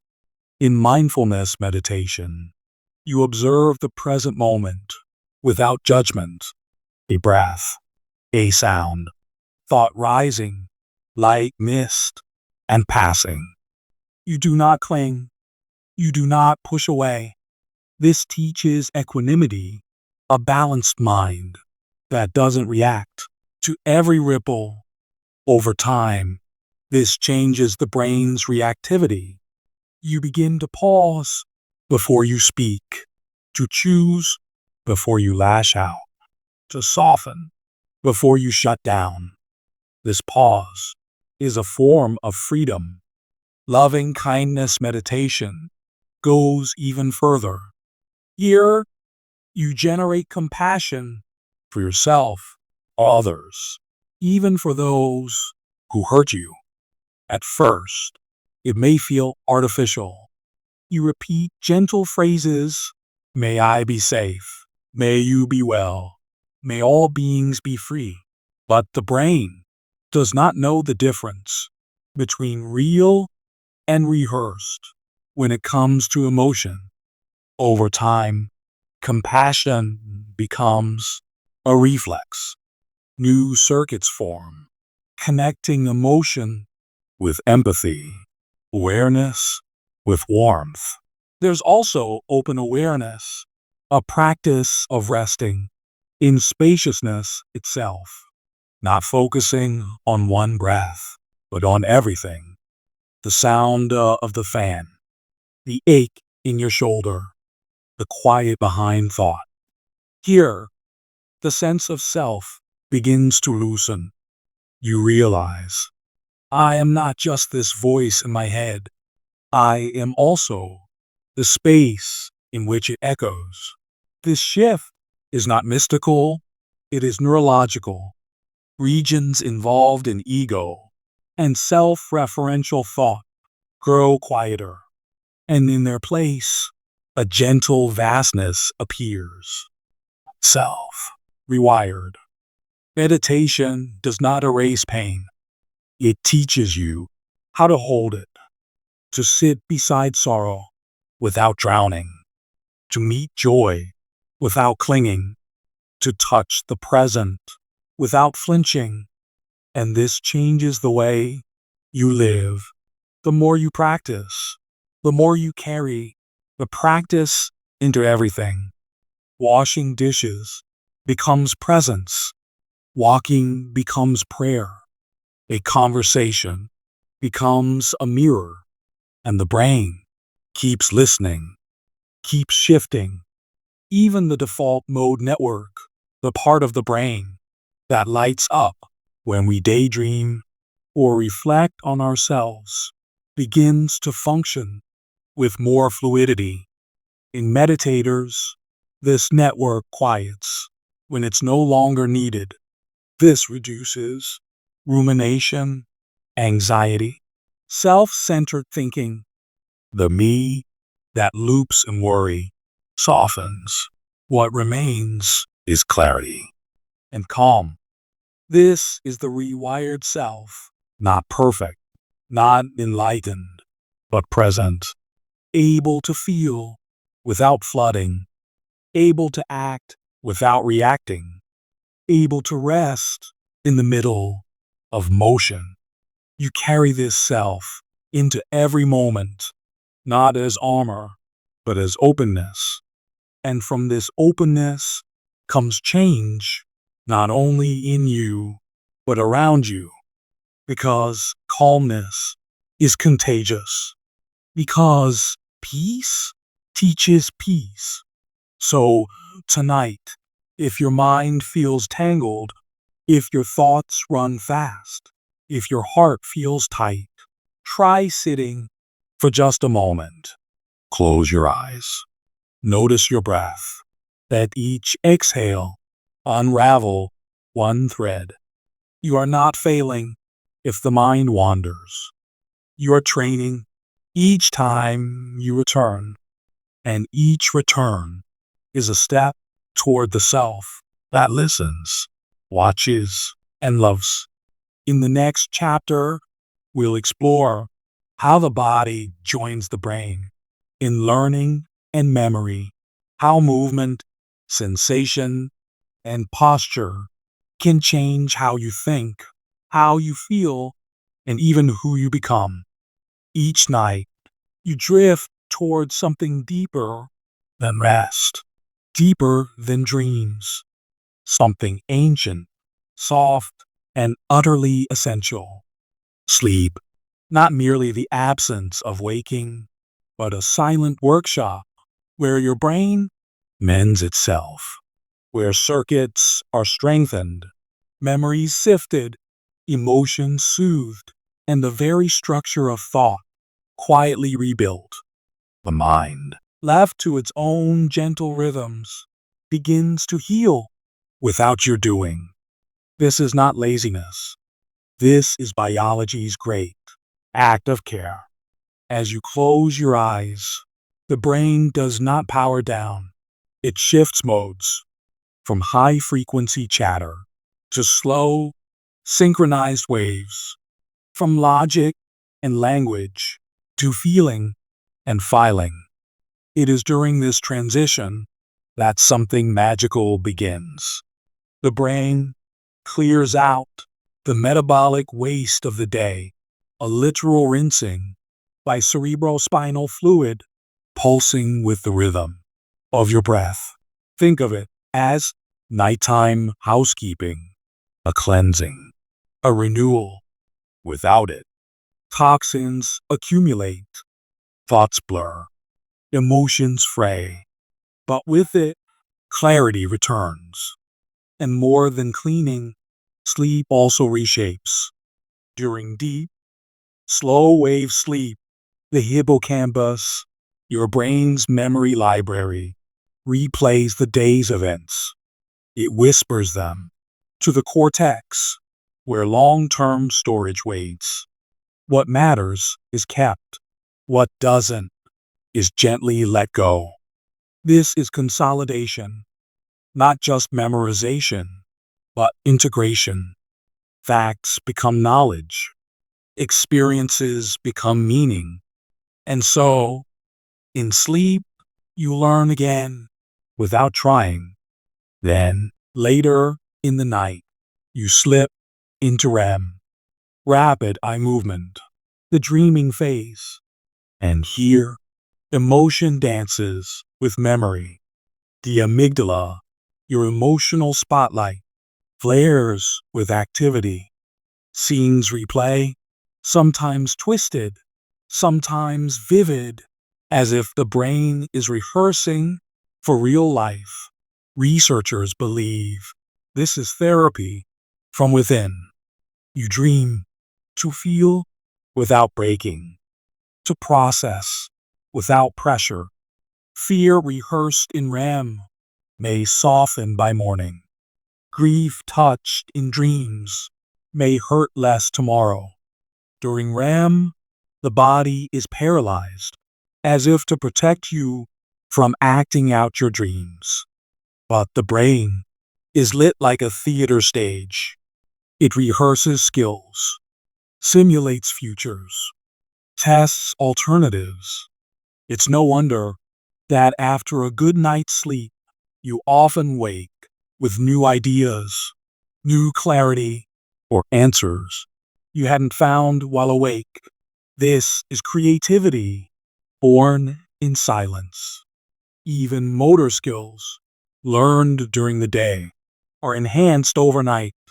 The pianist's fingers move more smoothly after rest. A child's handwriting grows steadier. A dancer's routine settles into muscle memory, not during practice, but in slumber. The body sleeps. The brain refines. Sleep is practice without effort. It turns fragile connections into strong ones. It trims the excess. It tunes the orchestra of your neurons. But here's the twist. You can't catch up later. Sleep missed is not sleep recovered. A night skip disrupts memory, mood, and immunity. Even a single night of poor rest can dull attention, heighten emotional reactivity, and reduce your brain's ability to absorb new learning by up to 40%. That is no small cost. And over time, chronic sleep loss shrinks gray matter, raises anxiety, and accelerates aging within the brain. Sleep is not optional maintenance. It is core repair. And yet, many fight it. Modern life, with its glow of screens and unending urgency, pushes sleep aside. The blue light delays melatonin, your sleep hormone. Stress floods the body with cortisol, making rest harder. Worry spins the mind into loops as you lie in darkness, wishing for stillness. But the brain remembers how to sleep. You must only make space for it to return. Begin gently. Dim the lights an hour before bed. Let your body know night is near. Put away the glowing rectangles. They trick your brain into thinking is noon. Create a rhythm, a ritual, perhaps soft music, or brushing your teeth like candlelight. Signal safety, signal winding down. Then lie back and let your breath slow. Let your thoughts drift. You do not need to fall asleep. You need only to stop chasing. Sleep will come. If the mind resists, offer it softness. Listen to quiet sounds. Feel the weight of your blanket. Imagine a place where your mind can rest.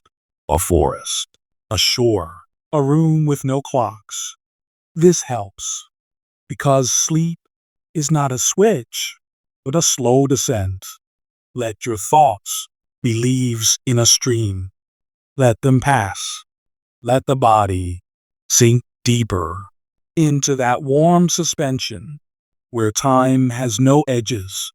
When you sleep well, you don't just feel rested. You become more you. Emotions stabilize. Patience returns. Empathy sharpens. Even the immune system takes notes during sleep, storing instructions for fighting illness, repairing damage, renewing strength. Sleep is not just for dreamers. It is for fighters, for learners, for healers. Every hour matters. There are cultures that treat dreams as messages, not from the future, but from the body, from the subconscious, from memory itself. Perhaps you felt this, a dream that seemed to speak for a feeling you couldn't name. Science may not decode every symbol, but it does tell us this. Sleep is the translator between experience and wisdom. Without it, knowledge stays scattered. With it, the pieces begin to fit. So tonight, when you lie down, know this. You are entering a sacred process, one that rewires, one that restores, one that cleans, records, rehearses, softens, and it requires nothing from you but surrender. Just let go of the day, of the story, of the need to try. Let your brain do what it remembers best, returning you to wholeness in the dark.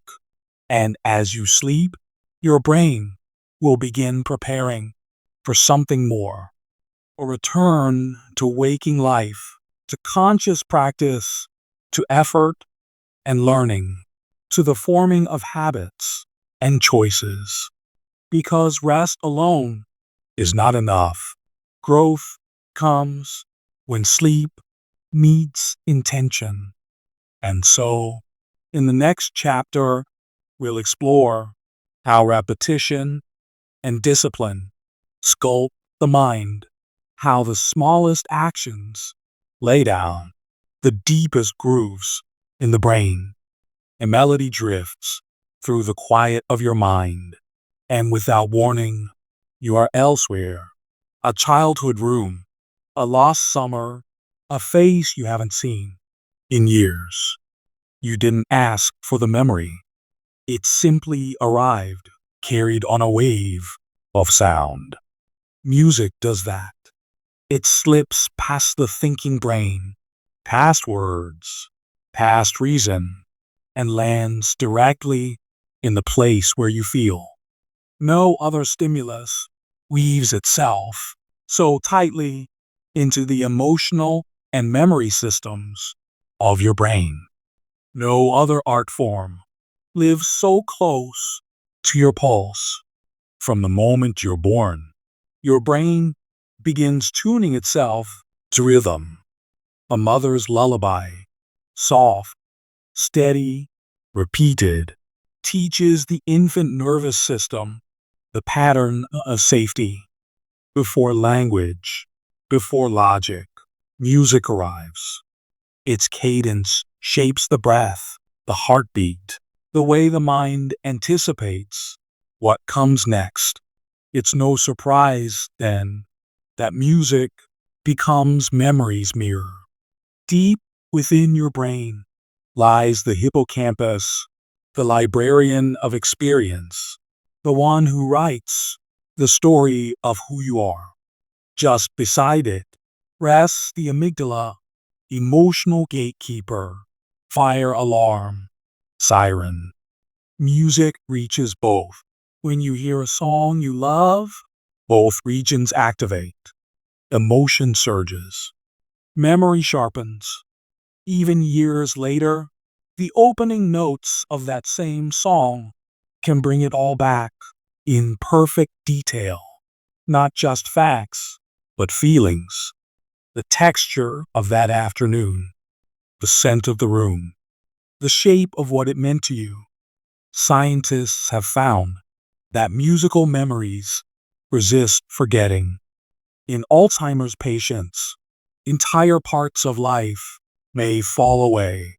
Names, faces, words, but play a favorite tune, and suddenly, eyes brighten. Lips move in rhythm. The past returns. It's not magic, it's wiring. Music takes a different route through the brain. It links up emotion, attention, pattern recognition, and movement, making it nearly impossible to isolate. Music is not stored in one place. It is stored everywhere. Think of a song as scaffolding, memory. It offers structure and sequence, a rhythm to hang feelings upon, a melody to guide the way back to moments once lost. In school, you may have learned your ABCs through song or multiplication tables with jingles. This wasn't accidental. It was strategy. The brain loves patterns. It loves rhyme, repetition, and resolution. It learns best when sound gives shape to information. But music does more than help us remember. It helps us feel. When you listen to music that moves you, the brain releases dopamine, the same chemical linked to reward, motivation, and joy. It pulses through the nucleus accumbens, the brain's pleasure center, as if to say, this matters. Even sad music can feel good because it offers emotional clarity without consequence. You feel grief, but you are safe. You touch sorrow, but from a distance. This, too, is healing. Music is regulation. It calms the racing heart, lifts the sinking mood, quiets the storm inside the chest. In therapy, music is used to soothe trauma, to unlock speech, to rebuild movement after stroke. Why? Because music bypasses the usual gates. It reaches places words cannot. In Parkinson's patients, a rhythmic beat can restore a faltering step. In children with autism, song unlocks speech where conversation cannot. Music doesn't just move you, it moves through you, even as you sleep. Music echoes in the mind. The lullaby heard before bed slows the heartbeat. A soft piano eases transition into dreams. Studies show that slow, calming music can lengthen deep sleep, reduce nighttime awakenings, and support the brain as it repairs itself. Sleep and music share a rhythm, slow waves, gentle arcs, restful loops. They speak the same language, but not all music is healing. The brain is sensitive to what it hears. Loud, dissonant, or jarring patterns can stir anxiety, trigger stress hormones, disrupt focus. It matters what you feed your ears.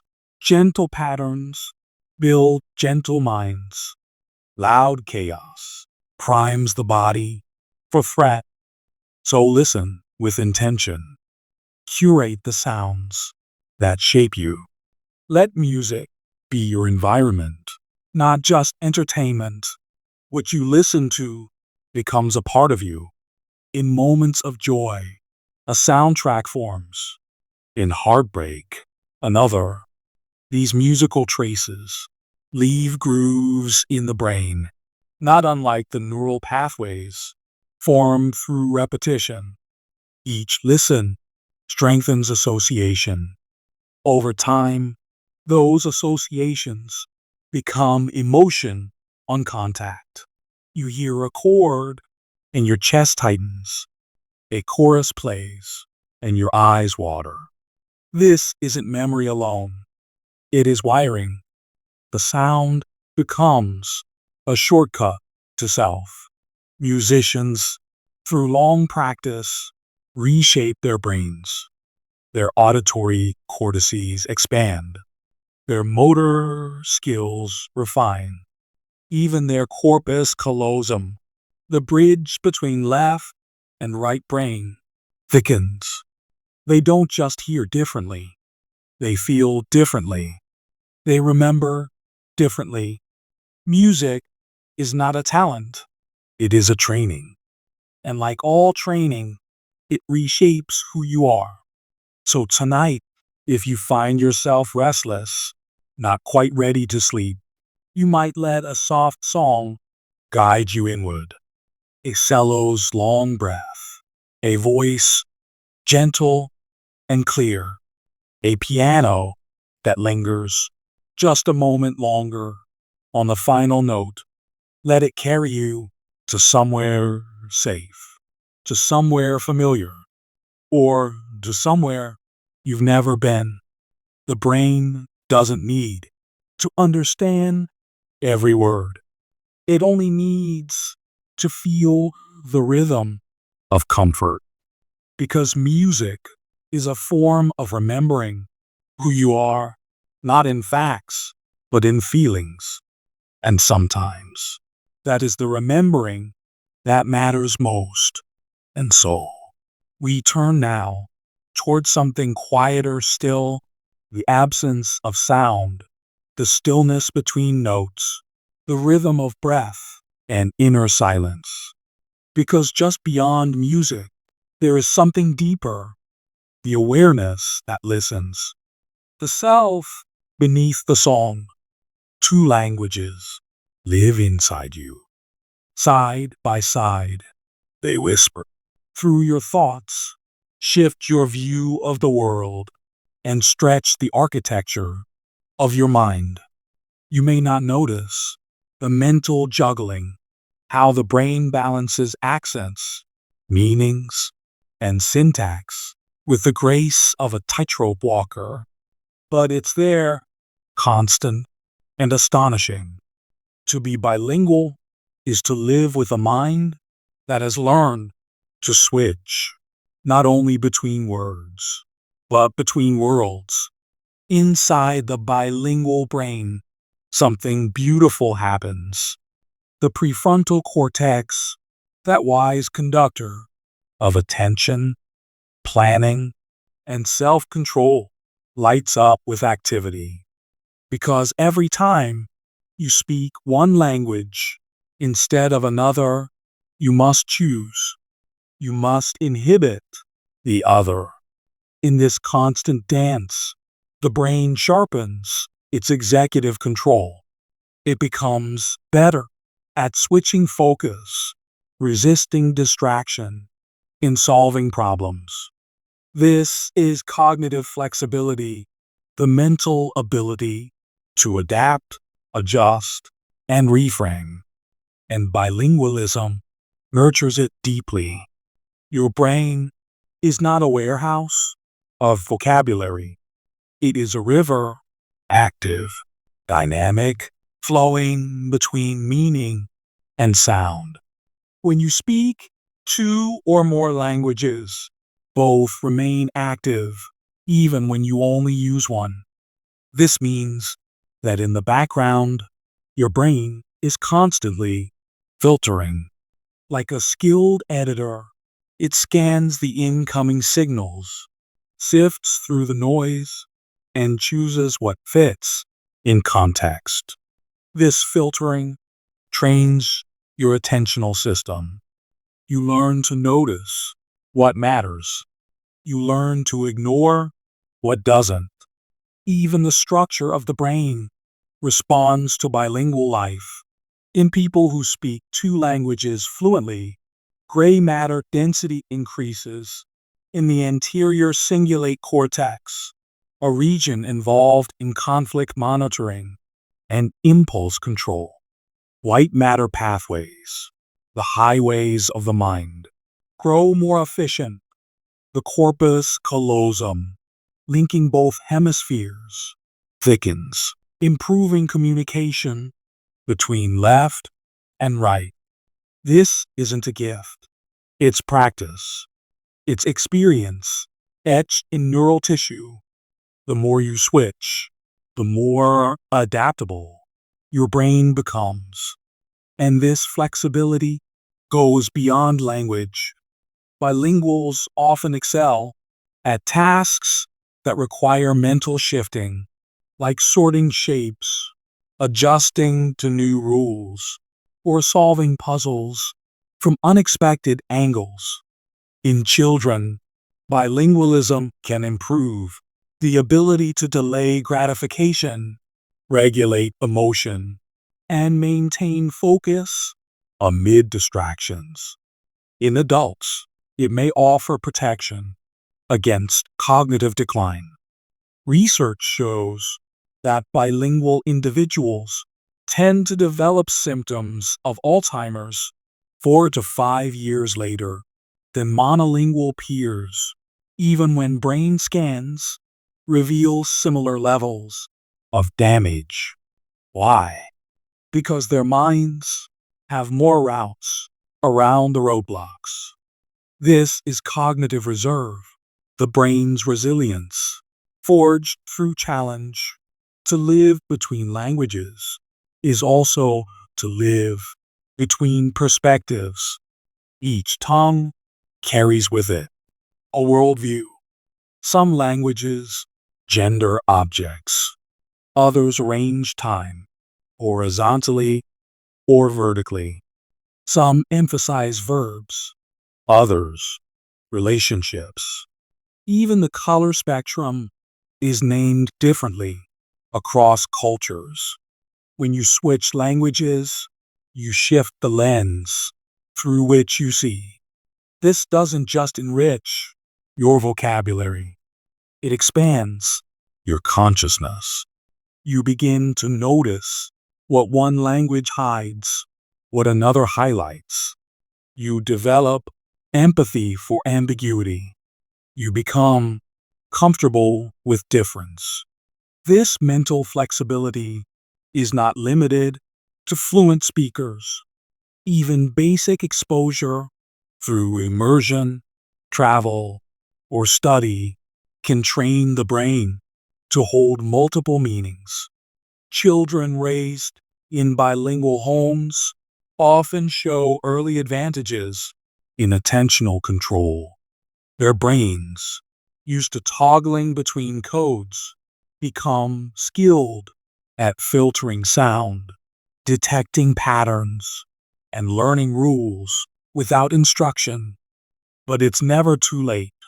Even adults who begin learning a second language can reshape their neural circuits. The brain, if treated like a sponge, responds like one, soaking in what you feed it. Bilingualism also teaches that meaning is not fixed. The same word in two languages may carry different emotional weight, different cultural history, different rhythm. This awareness opens a kind of humility, a recognition that no single way of speaking captures the whole truth. The brain learns to hold contradiction, to say this and that without needing to choose. That is the heart of cognitive flexibility. Inside a bilingual brain, even silence feels multilingual. When you pause to think, the words wait, not one row, but two. One language may give you clarity, another nuance. Together, they form a more complete self. Language is not just a tool of communication, it is a mirror of identity. And when you speak more than one, you reflect more than one version of you. In some moments, one language dominates. In others, the lines blur. This code switching, blending phrases, jumping between tongues, is not confusion. It is fluency in motion. The brain doesn't see it as error. It sees it as mastery. It knows when to bend, when to shift, when to stay still. Like a dancer who moves to two rhythms at once, you learn to glide between systems, each language, a gravity you have learned to orbit. This adaptability has echoes far beyond language. It shapes how you solve problems, how you tolerate ambiguity, how you hold competing truths without breaking. In a changing world, this is not just useful, it is essential. Bilingualism becomes a metaphor for openness, for resilience, for the beautiful complexity of human thought. So as you close your eyes tonight, let your mind wander between languages, between landscapes, between selves. Let it explore the quiet corners of expression where meaning is layered, shifting, and rich. Let it remember that your thoughts can hold more than one name for joy, because tomorrow we move deeper still into a mystery of thought without words, of feeling without voice. The question now is not what language you speak, but what mind listens underneath.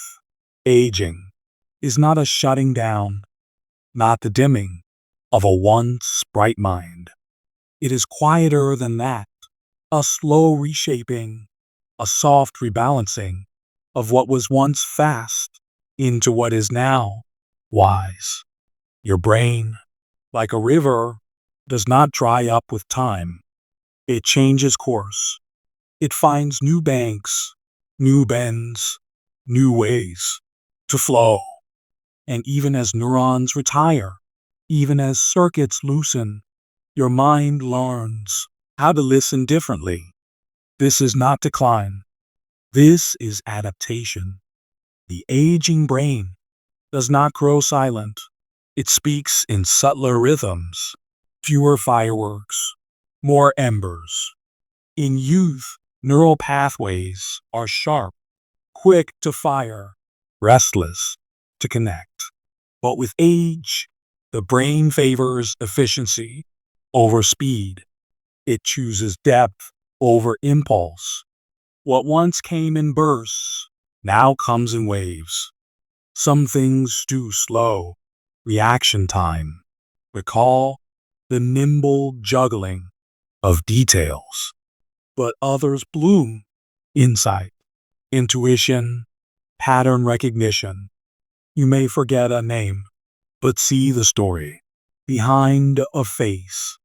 You may pause in a sentence, but sense the meaning before words appear. The mind begins to trade quantity for quality, like a seasoned musician who plays fewer notes but plays them with soul. Behind these changes, a quiet dance continues in the brain. Neuroplasticity does not end at childhood. It simply becomes more patient. The adult brain still rewires, still adapts, still learns, but it does so with more intention, guided by meaning, emotion, and need. New experiences still etch new connections. Even in later years, you are not fixed. You are fluid. Gray matter may thin. Some neurons may vanish. But white matter, those linking fibers between brain regions, can strengthen with mental effort, physical activity, and social engagement. Cognitive reserve, that silent stockpile of flexibility, grows with use.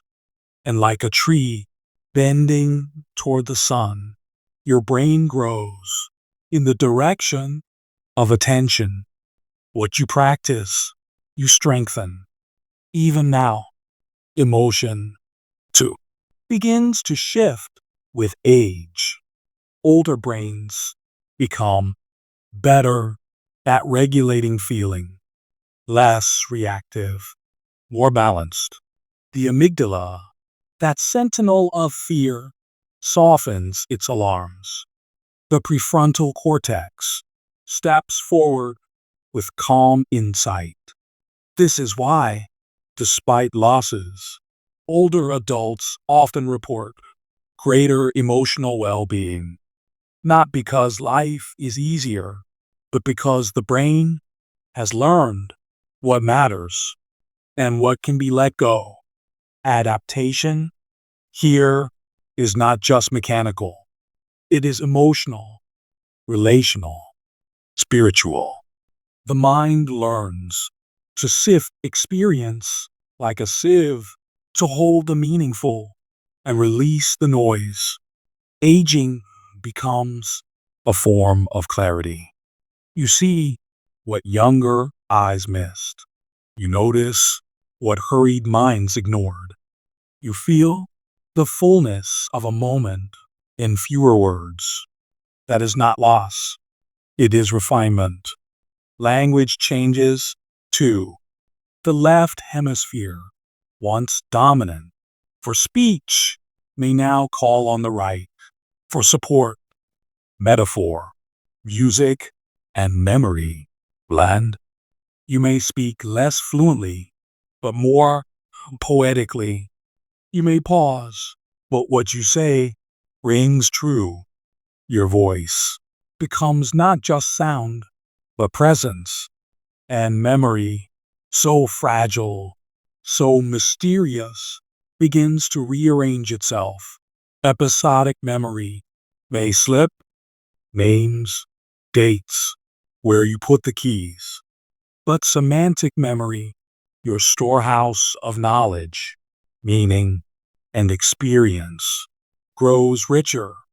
Procedural memory, how to ride a bike, bake bread, play a song, remains steady. And autobiographical memory, the emotional imprint of a life lived, deepens, becomes more narrative, more reflective. Stories start to shimmer. Even creativity doesn't vanish. It changes form. You may not generate as rapidly, but your ideas mature. You think more slowly, but connect more widely. You see metaphors in everyday things, and often you return to art, to writing, to music, not to impress, but to express. The brain now seeks beauty over novelty, resonance over noise. What protects the aging brain? Movement, first of all.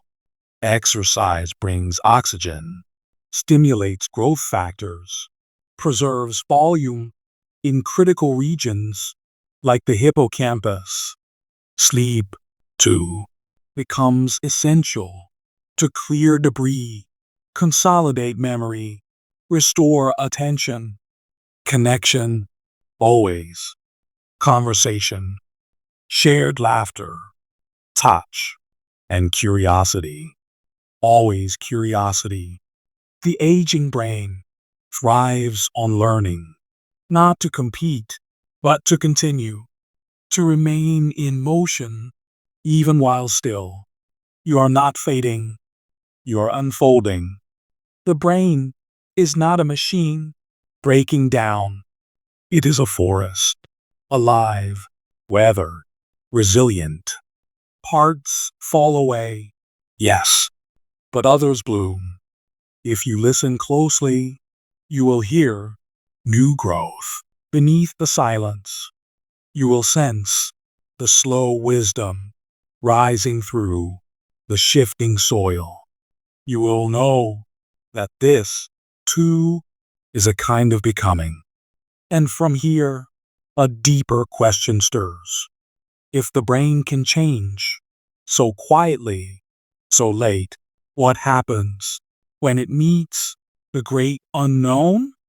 What becomes of memory, of self, of mind? As we approach the edge of consciousness itself, you are not what you once were, not the child who counted stars from a window, not the teenager who whispered questions to the dark, not the adult holding memories like pages, creasing them with time. And yet, you are all of them, somehow. A quiet mosaic, changing, rewriting, layering. With every breath you take, the brain does not freeze into a shape. It dances, responds, reflects. Every thought leaves a footprint. Every experience shapes the path behind it. Even now, as you lie in stillness, your neurons hum, whisper, reconfigure. Even silence changes you.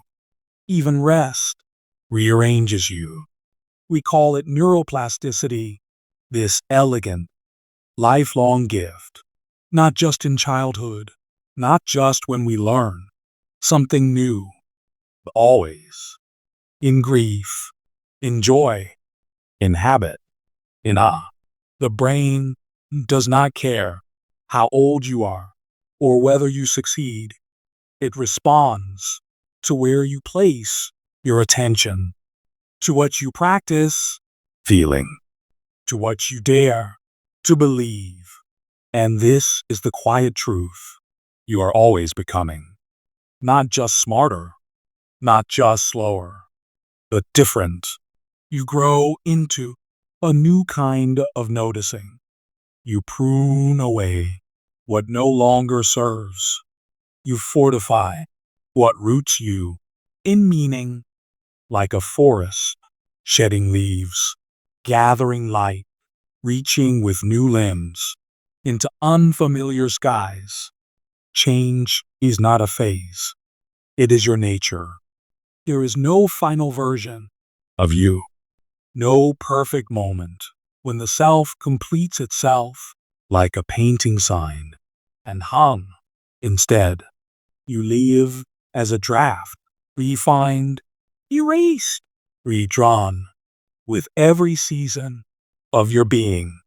even in stillness. Your inner world is fluid. The brain reflects this. Old connections fade, new ones bloom. Some pathways fall silent, while others light up unexpectedly. The circuits you shape today will shape the thoughts you meet tomorrow. Practice calm, and the brain learns to settle. Practice anger, and the brain learns to burn. Practice love, and the brain rewires toward trust. This is not magic. It is biology woven with meaning. It is dendrites growing like roots, axons reaching like vines, synapses blinking like stars across vast neural skies. You are a garden that tends itself through intention, song that harmonizes with how you listen, canvas that shifts its colors as you feel. And though the world outside often asks you to be finished, to choose, decide, settle, the brain reminds you you are unfinished, unfixed, unfolding. You are not here to arrive. You are here to transform again and again. Even your memories, the anchors of self, are not untouched. They are not stored like books on a shelf. They are rewritten each time you recall them, shaped by mood, by meaning, by the now. You remember with the mind you have today, and in doing so, you reshape the past itself, softening, clarifying, reframing. You are not just the sum of what happened. You are the story you continue to tell about what happened. And that story, too, can change because the narrator keeps changing. Your brain is the storyteller and the script, and that is its quiet power. In this way, healing becomes possible. So does growth, forgiveness, reinvention, not because the past vanishes, but because the brain can learn a new way to carry it. Even sorrow can be woven into strength. Even fear can be reshaped into courage. So if tonight you feel stuck, trapped in a loop, defined by a mistake, branded by regret, remember, your brain is listening. It does not ask you to forget. It asks you to pay attention to something new, to feel differently, to imagine a gentler direction. And with time and care, it will follow. Even in aging, you are not decaying. You are refining, rerouting. What once was instinct becomes wisdom. What once was noise becomes clarity. Your brain, like a seasoned traveler, knows when to wander and when to rest. And through every turn, you remain a work in motion. You are not your fears. You are not your failures. You are not even your thoughts. You are the pattern beneath them, the open field they move through, the gentle hand that shapes what will stay and what will fade. And even when you sleep, that hand keeps working. Quietly, tenderly, it shapes who you might yet become. So here you are at the end of this journey, but really, there is no end, only another moment to change, to notice, to begin again. You are not a fixed mind. You are a becoming. And even now, even here, your brain listens, as if it already knows you are about to dream a new version of yourself. into being. And now, our quiet journey comes to rest. You wandered through neurons and stars, through questions too soft to ask out loud, through forests of memory and rivers of thought. You've touched the edges of what the brain remembers and what the heart hopes to understand. Thank you for drifting through the science of self with me, here, where circuits hum like lullabies and learning feels like listening to the wind in your own soul. This may be the last chapter, but you, dear listener, are still becoming. So whenever the world feels heavy or too loud to dream in, come back here, to this place of slow wonder, to the quiet where thought and feeling hold hands, to the dreamy physicist. I'll be here, waiting beneath the stars of your next question, with stories soft enough to sleep beside. Good night, and thank you for dreaming with me.